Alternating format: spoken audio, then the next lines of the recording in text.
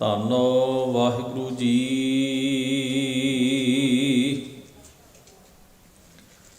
ਸੋਰਠ ਮਹੱਲਾ ਨੌਵਾਂ।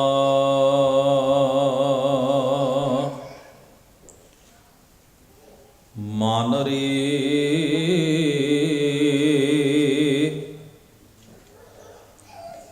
ਪ੍ਰਭ ਕੀ ਸ਼ਰਨ ਵਿਚਾਰੋ,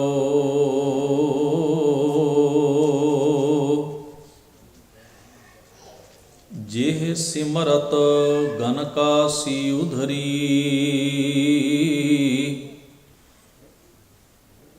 ਤਾਕੋ ਜਸ ਔਰ ਧਾਰੋ,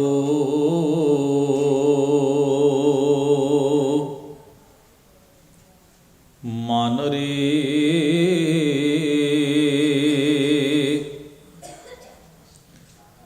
ਪ੍ਰਭ ਕੀ ਸ਼ਰਨ ਵਿਚਾਰੋ,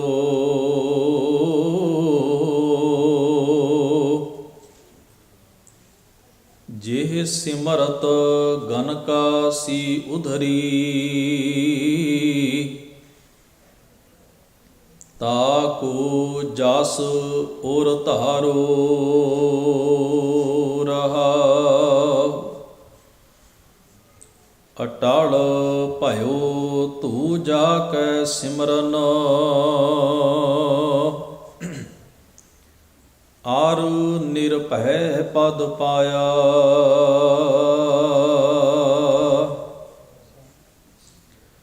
ਦੁਖ ਹਰਤਾ ਇਹ ਬਿਦ ਕੋ ਸੁਆਮੀ, ਤੈਂ ਕਾਹੇ ਬਿਸਰਾਇਆ।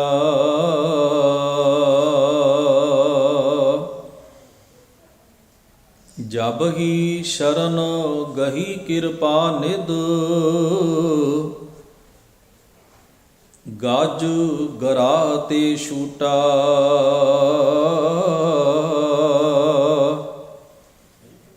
ਮਹਮਾ ਨਾਮ ਕਹਾ ਲਓ ਬਰਨੋ,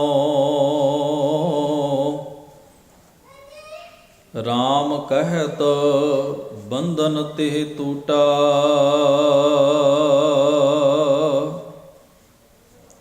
ਅਜਾ ਮਲ ਪਾਪੀ ਜਗ ਜਾਣੈ, ਨਿਮਖ ਮਾਹਿ ਨਿਸਤਾਰਾ।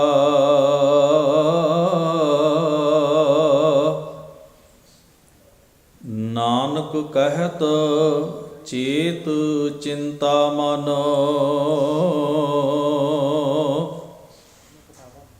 ਤੈਂ ਭੀ ਉਤਰਹਿ ਪਾਰਾ।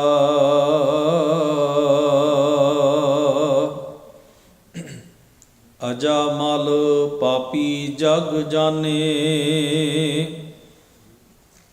ਨਿਮਖ ਮਾਹਿ ਨਿਸਤਾਰਾ।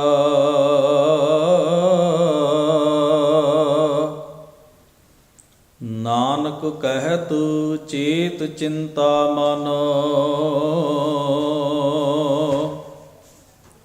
ਤੈਂ ਭੀ ਉਤਰਹਿ ਪਾਰਾ। ਵਾਹਿਗੁਰੂ ਜੀ ਕਾ ਖਾਲਸਾ, ਵਾਹਿਗੁਰੂ ਜੀ ਕੀ ਫਤਿਹ। ਧੰਨ ਧੰਨ ਗੁਰੂ ਗ੍ਰੰਥ ਸਾਹਿਬ ਸਤਿਗੁਰੂ ਸੱਚੇ ਪਾਤਸ਼ਾਹ ਮਹਾਰਾਜ ਜੀ ਦੇ ਸਜੇ ਹੋਏ ਪਾਵਨ ਦਰਬਾਰ ਦੀਆਂ ਹਾਜ਼ਰੀਆਂ ਭਰ ਰਹੀ ਗੁਰੂ ਸਵਾਰੀ ਸਾਧ ਸੰਗਤ ਜੀਓ, ਅਕਾਲ ਪੁਰਖ ਵਾਹਿਗੁਰੂ ਜੀ ਨੇ ਬਖਸ਼ਿਸ਼ ਕੀਤੀ ਹੈ ਬੜੇ ਪ੍ਰੇਮ ਇਕਾਗਰਤਾ ਸਹਿਤ ਸਤਿਗੁਰੂ ਦੀ ਮੁਕੱਦਸ ਪਾਵਨ ਹਜ਼ੂਰੀ ਵਿੱਚ ਸੱਜ ਕੇ ਆਪ ਜੀ ਨੇ ਸਤਿਕਾਰਯੋਗ ਭਾਈ ਸਾਹਿਬਾਨ ਜੀ ਪਾਸੋਂ ਸਤਿਗੁਰੂ ਦੀ ਮੁਬਾਰਕ ਬਾਣੀ ਦੇ ਪਾਠ ਅਤੇ ਕੀਰਤਨ ਸਰਵਣ ਕੀਤੇ ਹਨ। ਧੰਨ ਧੰਨ ਗੁਰੂ ਤੇਗ ਬਹਾਦਰ ਮਹਾਰਾਜ ਜੀ ਦਾ ਉਚਾਰਨ ਕੀਤਾ ਹੋਇਆ ਪਾਵਨ ਸ਼ਬਦ ਰਾਗ ਸੋਰਠ ਦੇ ਵਿੱਚੋਂ ਆਪ ਜੀ ਨੇ ਪਾਠ ਦੇ ਰੂਪ ਵਿੱਚ ਦਾਸ ਪਾਸੋਂ ਸ਼ਰਵਣ ਕੀਤਾ ਹੈ। ਗਰੀਬ ਨਵਾਜ ਗੁਰੂ ਤੇਗ ਬਹਾਦਰ ਸਾਹਿਬ ਮਹਾਰਾਜ ਜੀ ਨੇ ਕੁਝ ਉਦਾਹਰਨਾਂ ਜਿਹੜੀਆਂ ਕਿ ਭਾਰਤੀ ਪਰੰਪਰਾ ਦਾ ਕਈ ਸਦੀਆਂ ਤੋਂ ਹਿੱਸਾ ਬਣੀਆਂ ਚੱਲੀਆਂ ਆ ਰਹੀਆਂ ਹਨ। ਉਹਨਾਂ ਪੁਰਾਣਕ ਕਥਾਵਾਂ ਦੇ ਕੁਝ ਹਵਾਲੇ ਦੇ ਕੇ ਤੇ ਮਨੁੱਖ ਨੂੰ ਆਪਣੇ ਜੀਵਨ ਦੀ ਦਸ਼ਾ ਵੱਲ ਧਿਆਨ ਮਾਰਨ ਦੀ ਪ੍ਰੇਰਨਾ ਵੀ ਕੀਤੀ ਹੈ, ਤੇ ਨਾਲ ਇਹ ਵੀ ਦੱਸਿਆ ਹੈ ਕਿ ਤੇਰੀ ਖੁਦ ਦੀ ਜ਼ਿੰਦਗੀ ਵੀ ਕੁਝ ਵਿਕਾਰਕ ਮੁਸ਼ਕਲਾਂ ਦੇ ਵਿੱਚ ਘਿਰੀ ਹੋਈ ਹੈ। ਇਹਨਾਂ ਮੁਸ਼ਕਲਾਂ ਤੋਂ ਨਿਕਲਣ ਦਾ ਇੱਕੋ ਹੀ ਇੱਕ ਸਾਧਨ ਹੈ, ਇੱਕੋ ਹੀ ਇੱਕ ਤਰੀਕਾ ਹੈ, ਉਹ ਹੈ ਪਰਮੇਸ਼ਰ ਦੀ ਸ਼ਰਨ ਵਿੱਚ ਆਉਣਾ। ਸਤਿਗੁਰੂ ਦੀ ਮੁਬਾਰਕ ਬਾਣੀ ਦੇ ਵਿੱਚ ਇਹ ਸ਼ਬਦ ਬੜੀ ਵਾਰ ਵੱਖ-ਵੱਖ ਰੂਪਾਂ ਵਿੱਚ ਵਰਤਿਆ ਗਿਆ ਹੈ। ਇਸ ਨੂੰ ਸਾਹਿਬ ਐਵੇਂ ਵੀ ਬਾਣੀ ਵਿੱਚ ਬਿਆਨ ਕਰਦੇ ਨੇ, ਮੇਲ ਲਹਿ ਦਇਆਲ ਢਹਿ ਪਏ ਦੁਆਰਿਆ, ਰੱਖ ਲੇਵੋ ਦੀਨ ਦਇਆਲ ਭ੍ਰਮਤ ਬਹੁ ਹਾਰਿਆ। ਹੇ ਮੇਰੇ ਦਇਆਵਾਨ ਪਰਮੇਸ਼ਰ, ਕਿਰਪਾ ਕਰੋ, ਮੈਨੂੰ ਆਪਣੇ ਨਾਲ ਮੇਲ ਲਓ, ਮੈਂ ਤੁਹਾਡੇ ਦਰ 'ਤੇ ਢਹਿ ਪਿਆ ਹਾਂ, ਡਿੱਗ ਪਿਆ ਹਾਂ।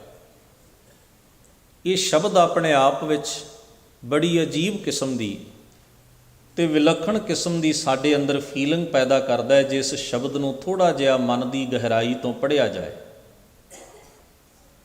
ਕਿਸੇ ਨੂੰ ਸੁਭਾਵਿਕ ਤੌਰ ਉੱਤੇ ਮਿਲਣ ਜਾਣਾ ਜਾਂ ਕਿਸੇ ਨੂੰ ਵੇਖਣਾ ਜਾਂ ਕਿਸੇ ਕੋਲ ਜਾਣਾ ਮਦਦ ਲਈ, ਉਹ ਇੱਕ ਵੱਖਰਾ ਜਿਹਾ ਅਨੁਭਵ ਹੁੰਦਾ ਹੈ, ਵੱਖਰੀ ਜਿਹੀ ਗੱਲ ਹੁੰਦੀ ਹੈ। ਕਿਸੇ ਨੂੰ ਇਹ ਕਹਿਣਾ ਵੀ ਮੈਂ ਤੇਰੇ ਦਰ ਦੇ ਉੱਤੇ ਆ ਕੇ ਢਹਿ ਪਿਆ, ਮੈਂ ਤੇਰੀ ਸਰਦਲ 'ਤੇ ਡਿੱਗਾ, ਮੈਂ ਤੇਰੀਆਂ ਬਰੂਹਾਂ 'ਚ ਪਿਆ, ਮੈਂ ਤੇਰੇ ਕਦਮਾਂ 'ਚ ਪਿਆ ਹਾਂ। ਇਸ ਦਾ ਭਾਵ ਹੁੰਦਾ ਵੀ ਹੁਣ ਮੇਰੇ ਕੋਲ ਤੇਰੇ ਤੋਂ ਬਿਨਾਂ ਕੋਈ ਦੂਜੀ ਚੋਇਸ ਹੈ ਨਹੀਂ, ਕੋਈ ਦੂਜਾ ਆਸਰਾ ਹੈ ਨਹੀਂ। ਮੇਰੇ ਅੰਦਰ ਹੁਣ ਤੇਰੇ ਤੋਂ ਬਿਨਾਂ ਕਿਸੇ ਦੂਜੇ ਦਾ ਖਿਆਲ ਨਹੀਂ ਵੀ ਮੈਂ ਕਿੱਥੇ ਜਾਵਾਂ। ਮੈਂ ਇਹ ਸਮਝ ਕੇ ਤੇਰੇ ਕੋਲ ਆਇਆ, ਮੈਂ ਇਹ ਮੰਨ ਕੇ ਤੇਰੇ ਦਰ ਦੇ ਉੱਤੇ ਆਇਆ ਵੀ ਮੇਰੇ ਲਈ ਦੁਨੀਆ ਦੇ ਮਦਦ ਕਰਨ ਵਾਲੇ ਸਾਰੇ ਰਸਤੇ ਬੰਦ ਨੇ, ਇੱਕ ਤੇਰਾ ਹੀ ਦਰ ਮੇਰੀ ਮਦਦ ਕਰ ਸਕਦਾ ਹੈ, ਇੱਕ ਤੇਰਾ ਹੀ ਦਰ ਮੈਨੂੰ ਢੋਈ ਦੇ ਸਕਦਾ ਹੈ, ਆਸਰਾ ਦੇ ਸਕਦਾ ਹੈ। ਹੁਣ ਮੈਂ ਕਿਸੇ ਹੋਰ ਤੋਂ ਉਮੀਦ ਵੀ ਨਹੀਂ ਰੱਖੀ। ਇਸੇ ਨੂੰ ਕਿਹਾ ਗਿਆ ਗੁਰਬਾਣੀ ਦੇ ਵਿੱਚ ਸ਼ਰਨ ਆਉਣਾ। ਸ਼ਰਨ ਆਉਣ ਦਾ ਭਾਵ ਹੈ ਸਮਰਪਿਤ ਹੋਣਾ, ਭਾਵ ਆਪਣੀ ਹਉਂ, ਆਪਣਾ ਹੰਕਾਰ ਤਿਆਗਣਾ ਤੇ ਹੋਰ ਬਾਕੀ ਸਾਰੇ ਆਸਰਿਆਂ ਦਾ ਖਿਆਲ ਭੁਲਾ ਕੇ ਵੀ ਹੋਰ ਕੋਈ ਵੀ ਹੈ, ਇਹ ਮਨ ਵਿੱਚ ਭਰਮ ਨਾ ਰੱਖਣਾ, ਇਹ ਖਿਆਲ ਨਾ ਲਿਆਉਣਾ ਵੀ ਕਿਸੇ ਹੋਰ ਥਾਂ ਤੋਂ ਵੀ ਉਮੀਦ ਹੋਵੇ ਤੇ ਬੰਦਾ ਮੂੰਹ ਇਹ ਵੀ ਆਖੀ ਜਾਏ ਵੀ ਮੈਂ ਤੇਰੀ ਸ਼ਰਨ ਵਿੱਚ। ਐਸਾ ਨਹੀਂ। ਜੇ ਅਜੇ ਉਮੀਦ ਮਨ ਵਿੱਚ ਹੈ ਤੇ ਇਹਦਾ ਮਤਲਬ ਹੈ ਵੀ ਅਸੀਂ ਪਰਖ ਕਰਨ ਆਏ ਹਾਂ, ਸ਼ਰਨ ਲੈਣ ਨਹੀਂ ਆਏ। ਅਜੇ ਸਾਡੇ ਕੋਲ ਹੋਰ ਅਜੇ ਸੰਭਾਵਨਾ, ਪੋਸੀਬਿਲਿਟੀ ਹੈ ਵੀ ਜੇ ਇੱਥੇ ਸਾਡਾ ਮਨ ਨਾ ਰਾਜੀ ਹੋਇਆ ਤੇ ਅਸੀਂ ਕਿਤੇ ਹੋਰ ਚਲੇ ਜਾਵਾਂਗੇ। ਸ਼ਰਨ ਲੈਣ ਵਾਲਾ ਜਿਹੜਾ ਹੈ ਉਹ ਕਦੇ ਵੀ ਚੇਤੇ ਵਿੱਚ ਰੱਖਿਓ, ਬਹੁਤੀਆਂ ਉਮੀਦਾਂ ਨਹੀਂ ਪਾਲਦਾ ਆਪਣੇ ਮਨ ਵਿੱਚ। ਉਹ ਕੇਵਲ ਆਪਣੇ ਪਿਆਰੇ ਦੇ ਦਰ ਦੇ ਉੱਤੇ ਆ ਕੇ ਉਹਦੇ 'ਤੇ ਪੂਰਨ ਯਕੀਨ ਕਰਕੇ ਢਹਿ ਪੈਂਦਾ ਤੇ ਆਪਣੀ ਵਾਗਡੋਰ ਉਹਦੇ ਹੱਥ ਦੇ ਦਿੰਦਾ ਵੀ ਹੁਣ ਇਹਦੋਂ ਗਾਂ ਕੀ ਹੋਏਗਾ, ਮੇਰਾ ਕੋਈ ਉਜਰ ਨਹੀਂ, ਮੇਰੇ ਨਾਲ ਜੋ ਵੀ ਵਾਪਰੇਗਾ ਮੈਂ ਸਹਿਣ ਕਰਾਂਗਾ, ਪਰ ਅੱਜ ਤੋਂ ਬਾਅਦ ਮੈਂ ਤੇਰੇ ਦਰ ਦੇ ਉੱਤੇ ਆਪਣਾ ਆਪ ਸਮਰਪਿਤ ਕੀਤਾ। ਜਿੱਥੇ ਉਜਰ ਹੋ ਜਾਂਦਾ ਹੈ ਨਾ, ਜਿੱਥੇ ਹੁਣ ਬੰਦਾ ਇਹ ਵੀ ਕਹੇ ਵੀ ਮੇਰੇ ਨਾਲ ਆ ਨਹੀਂ, ਇਸ ਤਰ੍ਹਾਂ ਹੋਣਾ ਚਾਹੀਦਾ, ਮੇਰੀ ਚੋਇਸ ਇਹ ਹੈ, ਜਿੱਥੇ ਬੰਦਾ ਆਪਣੀ ਮਰਜ਼ੀ ਵੀ ਦੱਸੀ ਜਾਏ ਤੇ ਇਹ ਵੀ ਕਹੀ ਜਾਏ ਵੀ ਮੈਂ ਸਮਰਪਿਤ ਹਾਂ, ਉਹ ਵੀ ਸਮਰਪਿਤ ਹੋਣ ਦਾ ਸੁਭਾਅ ਨਹੀਂ ਹੁੰਦਾ। ਉੱਥੇ ਭਾਵ ਕੇਵਲ ਇੰਨਾ ਹੁੰਦਾ ਹੈ ਵੀ ਮੇਰੀ ਮਰਜ਼ੀ ਮੁਤਾਬਕ ਤੁਸੀਂ ਮੈਂ ਜੋ ਚਾਹੁੰਦਾ ਮੈਨੂੰ ਉਹ ਦਿਓ ਤੇ ਮੈਂ ਇਹ ਡਿਕਲੇਅਰ ਕਰਦਾ ਵੀ ਮੈਂ ਤੁਹਾਡੇ ਕੋਲ ਤੁਹਾਡੀ ਸ਼ਰਨ ਵਿੱਚ ਆਇਆ। ਐਸਾ ਨਹੀਂ ਹੁੰਦਾ। ਜਿਸ ਦੇ ਦਰ ਉੱਤੇ ਜਾ ਰਹੇ ਹਾਂ, ਭਰੋਸਾ ਕਰ ਰਹੇ ਹਾਂ, ਯਕੀਨ ਪਾਲ ਰਹੇ ਹਾਂ, ਵਿਸ਼ਵਾਸ ਕਰ ਰਹੇ ਹਾਂ, ਮਰਜ਼ੀ ਵੀ ਉਹਦੀ ਹੋਏਗੀ। ਧੰਨ ਗੁਰੂ ਅਰਜਨ ਸਾਹਿਬ ਮਹਾਰਾਜ ਨੇ ਇਹ ਸ਼ਬਦ ਉਸ ਪਰਮੇਸ਼ਰ ਵਾਹਿਗੁਰੂ ਦੇ ਸਨਮੁਖ ਆਪਣੇ ਆਪ ਨੂੰ ਸਮਰਪਿਤ ਕਰਦਿਆਂ ਬਿਆਨ ਕੀਤਾ ਹੈ। ਤੇ ਇਹ ਸ਼ਬਦ ਸਾਡੇ ਸਾਰਿਆਂ ਦੇ ਲਈ ਸਤਿਗੁਰੂ ਪਾਤਸ਼ਾਹ ਦਾ ਉਪਦੇਸ਼ ਜਿਹੜਾ ਹੈ ਰਾਹ ਦਸੇਰਾ ਹੈ, ਰੋਸ਼ਨ ਮੁਨਾਰ ਹੈ। ਹਜ਼ੂਰ ਆਖਦੇ ਨੇ, ਹੇ ਅਕਾਲ ਪੁਰਖ ਵਾਹਿਗੁਰੂ, ਮੈਂ ਹੁਣ ਸਾਰੇ ਆਸਰੇ ਪਰਨੇ ਤਿਆਗ ਕੇ ਤੇਰੇ ਦਰ ਉੱਤੇ ਢਹਿ ਪਿਆ ਹਾਂ, ਸਮਰਪਿਤ ਹੋ ਗਿਆ ਹਾਂ, ਸਮਰਪਣ ਕਰ ਦਿੱਤਾ ਹੈ ਆਪਣਾ ਵਜੂਦ, ਆਪਣਾ ਆਪਾ। ਤੇ ਮੈਂ ਸਮਰਪਣ ਇਸ ਕਦਰ ਕੀਤਾ ਵੀ ਮੈਨੂੰ ਹੁਣ ਹੋਰ ਕਿਸੇ ਦਰ ਦੀ ਲਾਲਸਾ ਤੇ ਇੱਛਾ ਵੀ ਨਹੀਂ ਹੈ। ਤੇ ਦੂਸਰੀ ਗੱਲ ਇਹ ਵੀ ਮੈਨੂੰ ਇਸ ਗੱਲ ਦੀ ਵੀ ਪਰਵਾਹ ਨਹੀਂ ਹੈ ਵੀ ਤੇਰੇ ਦਰ ਦੇ ਉੱਤੇ ਆ ਕੇ ਮੇਰੇ ਨਾਲ ਬੀਤੇਗੀ ਕੀ। ਮੈਂ ਹੁਣ ਪੂਰੀ ਤਰ੍ਹਾਂ ਨਾਲ ਡੈਡੀਕੇਟਡ ਹੋ ਕੇ ਆਪਣਾ ਆਪ ਤੇਰੇ ਸਾਹਮਣੇ ਨਿਸ਼ਾਵਰ ਕਰ ਰਿਹਾ, ਤੇਰੇ ਸਾਹਮਣੇ ਰੱਖ ਰਿਹਾ ਹਾਂ। ਸਾਹਿਬ ਸਤਿਗੁਰੂ ਧੰਨ ਗੁਰੂ ਅਰਜਨ ਸਾਹਿਬ ਮਹਾਰਾਜ ਨੇ ਤਾਂ ਇੱਥੋਂ ਤੱਕ ਵੀ ਕਿਹਾ ਵੀ ਮੈਨੂੰ ਤਾਂ ਹੁਣ ਇਹ ਵੀ ਪਰਵਾਹ ਨਹੀਂ ਵੀ ਕੋਈ ਮੈਨੂੰ ਇਸ ਕਦਮ ਜਿਹੜਾ ਮੈਂ ਕਦਮ ਇਹ ਸਟੈਪ ਲੈ ਲਿਆ ਹੈ, ਜਿਹੜਾ ਮੈਂ ਫੈਸਲਾ ਕਰ ਲਿਆ, ਇਹਦੇ ਪ੍ਰਥਾਏ ਕੋਈ ਨਿੰਦੇਗਾ ਕਿ ਕੋਈ ਸਲਾਹੇਗਾ। ਮੈਨੂੰ ਤਾਂ ਹੁਣ ਇਹ ਵੀ ਪਰਵਾਹ ਨਹੀਂ ਵੀ ਇੱਥੇ ਮੈਂ ਜੀਵਾਂਗਾ ਕਿ ਮਰਾਂਗਾ, ਕਿਉਂਕਿ ਮੈਂ ਆਪਣੀ ਇੱਛਾ ਨੂੰ ਅੱਗੇ ਰੱਖ ਕੇ ਨਹੀਂ ਆਇਆ। ਮੈਂ ਹੁਣ ਸਾਰਾ ਕੁਝ ਤੇਰੇ ਤੇ ਯਕੀਨ ਪਾਲ ਕੇ ਆਪਣਾ ਵਜੂਦ ਹੀ ਜਦੋਂ ਤੈਨੂੰ ਸਮਰਪਿਤ ਕਰ ਦਿੱਤਾ ਤੇ ਫਿਰ ਮੈਂ ਕੌਣ ਹੁੰਨਾ ਤੇਰੇ ਸਾਹਮਣੇ ਸ਼ਰਤਾਂ ਰੱਖਣ ਵਾਲਾ ਕਿ ਮੇਰੇ ਨਾਲ ਇਵੇਂ ਨਾ ਇਵੇਂ ਹੋਵੇ। ਵੇਖੋ, ਜਦੋਂ ਜੀਵਨ ਘੜਿਆ ਜਾਂਦਾ ਹੈ, ਇੱਕ ਵਿਚਾਰਵਾਨ ਨੇ ਬੜਾ ਕੀਮਤੀ ਬਚਨ ਕਿਹਾ। ਕਿਸੇ ਮਿਊਜ਼ੀਅਮ ਦੇ ਵਿੱਚ ਨਾ ਅਜਾਇਬ ਘਰ ਦੇ ਵਿੱਚ ਇੱਕ ਪੱਥਰ ਦੀ ਬੜੀ ਸੁੰਦਰ ਮੂਰਤ ਘੜ ਕੇ ਕਿਸੇ ਕਾਰੀਗਰ ਹੁਨਰਮੰਦ ਬੰਦੇ ਦੀ ਜਿਹੜੀ ਸੀ ਉਸ ਜਗ੍ਹਾ 'ਤੇ ਲੱਗੀ ਹੋਈ ਸੀ, ਤੇ ਨਾਲ ਉਹਦੇ ਲਿਖਿਆ ਹੋਇਆ ਸੀ ਵੀ ਇਹਨੂੰ ਕਿਹਨੇ ਘੜਿਆ ਹੈ। ਉਹ ਪੱਥਰ ਦੀ ਬੇਜਾਨ ਮੂਰਤੀ ਇੰਨੀ ਸੋਹਣੀ ਘੜੀ ਹੋਈ ਸੀ ਵੀ ਜਿਹੜਾ ਵੀ ਬੰਦਾ ਉਹਦੇ ਕੋਲ ਜਾਂਦਾ ਆਸ਼-ਆਸ਼ ਕਰ ਉੱਠਦਾ ਵੀ ਕਮਾਲ ਹੈ। ਇੰਨੇ ਸੋਹਣੇ ਨੈਣ ਨਕਸ਼, ਹੂ ਬਹੂ ਜਿਵੇਂ ਜਿਉਂਦਾ ਜਾਗਦਾ ਇਨਸਾਨ ਹੋਵੇ। ਲੋਕ ਉਹਨੂੰ ਹੱਥ ਲਾ ਲਾ ਕੇ ਦੇਖਦੇ, ਉਸ ਨਾਲ ਤਸਵੀਰਾਂ ਖਿੱਚਦੇ, ਫਿਰ ਉਸ ਨੂੰ ਘੜਨ ਵਾਲੇ ਦਾ ਕੋਲ ਜਿਹੜੀ ਪਲੇਟ ਲੱਗੀ ਹੋਈ ਸੀ ਉਹਦਾ ਨਾਮ ਪੜ੍ਹਦੇ ਤੇ ਐਪਰੀਸ਼ੀਏਟ ਕਰਦੇ। ਉੱਥੇ ਬੁੱਕ ਲੱਗੀ ਹੋਈ ਸੀ, ਉਹਦੇ ਵਿੱਚ ਉਹ ਬੜੇ ਸੋਹਣੇ ਸੋਹਣੇ ਸ਼ਬਦਾਂ ਵਿੱਚ ਉਸ ਲਿਖਣ ਵਾਲੇ ਨੂੰ ਸ਼ਾਬਾਸ਼ ਦਿੰਦੇ ਤੇ ਉਹਦੀ ਕਲਾ ਦੀ ਸਿਫਤ ਕਰਦੇ, ਸਲਾਹੁਤਾ ਕਰਦੇ। ਹੁਣ ਜਿਹੜਾ ਵੀ ਮਨੁੱਖ ਉਸ ਮੂਰਤੀ ਦੇ ਕੋਲ ਆਉਂਦਾ ਉਹ ਇਹੀ ਕਹਿੰਦਾ ਵੀ ਕਮਾਲ ਹੈ, ਇਹ ਸਟੈਚੂ ਜਿਹਨੇ ਵੀ ਬਣਾਇਆ ਇੱਕ ਜਾਨ ਹੀ ਨਹੀਂ ਪਾ ਸਕਿਆ ਇਹਦੇ ਵਿੱਚ, ਉਹ ਬਾਕੀ ਉਹਨੇ ਕਮੀ ਕੋਈ ਨਹੀਂ ਰਹਿਣ ਦਿੱਤੀ। ਹੁਣ ਉਹ ਬੇਜਾਨ ਪੱਥਰ ਦੀ ਮੂਰਤ ਜਿਹੜੀ ਹੈ, ਨਿਸ਼ਚੈ ਹੀ ਕਿੱਡਾ ਕਲਾਵਾਨ ਮਨੁੱਖ ਹੋਏਗਾ ਜਿਹਨੇ ਹੂ ਬਹੂ ਇਨਸਾਨ ਦੀ ਸ਼ਕਲ ਵਿੱਚ ਉਸ ਬੇਜਾਨ ਤੇ ਅਣਘੜਤ ਪੱਥਰ ਨੂੰ ਘੜ ਕੇ, ਹੈ ਤਾਂ ਉਹ ਬੇਢੰਗਾ ਪੱਥਰ ਦਾ ਟੁਕੜਾ ਹੀ ਸੀ ਨਾ, ਉਹਦੇ ਵਿੱਚੋਂ ਇੱਕ ਇਨਸਾਨ ਦੀ ਮੂਰਤ ਨੂੰ ਤਰਾਸ਼ ਲਿਆ। ਇਹ ਵੀ ਹੁਨਰ ਕੋਈ ਘੱਟ ਨਹੀਂ ਹੁੰਦੇ ਦੁਨੀਆ ਵਿੱਚ, ਬੜੇ ਬਾ ਕਮਾਲ ਹੁਨਰ ਹੁੰਦੇ ਨੇ। ਮੈਂ ਗੁਰੂ ਪਾਤਸ਼ਾਹ ਦਾ ਵਾਕ ਜਿਸ ਵੇਲੇ ਪੜ੍ਹਦਾ ਤੇ ਮੇਰੇ ਜ਼ਿਹਨ ਵਿੱਚ ਆਉਂਦਾ, ਹਜ਼ੂਰ ਪਾਤਸ਼ਾਹ ਕਹਿੰਦੇ ਨੇ ਸੰਸਾਰ 'ਚ ਐਸੇ ਬੰਦੇ ਬਹੁਤ ਹੁੰਦੇ ਨੇ ਜਿਨ੍ਹਾਂ ਨੂੰ ਕਿਸੇ ਕਲਾ ਦੀ ਕੋਮਲਤਾਈ ਦਾ ਅਹਿਸਾਸ ਹੀ ਨਹੀਂ ਹੁੰਦਾ। ਉਹਨਾਂ ਨੂੰ ਨਾ ਕਿਸੇ ਰਾਗ ਨਾਲ ਮਤਲਬ ਹੁੰਦਾ ਹੈ, ਨਾ ਆਵਾਜ਼ ਦੀ ਕੋਮਲ ਕਲਾ ਨਾਲ ਮਤਲਬ ਹੁੰਦਾ ਹੈ, ਨਾ ਕਾਵ ਦਾ ਗਿਆਨ ਹੁੰਦਾ ਹੈ, ਨਾ ਉਹਨਾਂ ਨੂੰ ਕਿਸੇ ਹੋਰ ਹੁਨਰ ਦਾ ਜ਼ਰਾ ਜਿੰਨਾ ਅਹਿਸਾਸ ਹੁੰਦਾ ਹੈ। ਉਹ ਬੰਦੇ ਅਹਿਸਾਸਾਂ ਤੋਂ ਤੇ ਜਿਹੜੇ ਹੁਨਰ ਨੇ ਉਹਨਾਂ ਦੀ ਅਹਿਮੀਅਤ ਨੂੰ ਸਮਝਣ ਤੋਂ ਸੱਖਣੇ ਹੁੰਦੇ ਨੇ। ਉਹਨਾਂ ਸਾਹਮਣੇ ਵਿਦਵਾਨ ਕਵੀ ਆ ਕੇ ਬਹਿ ਜਾਏ, ਉਹ ਕਹਿਣਗੇ ਮੈਂ ਫਾਲਤੂ ਸਿਰ ਖਾ ਰਿਹਾ।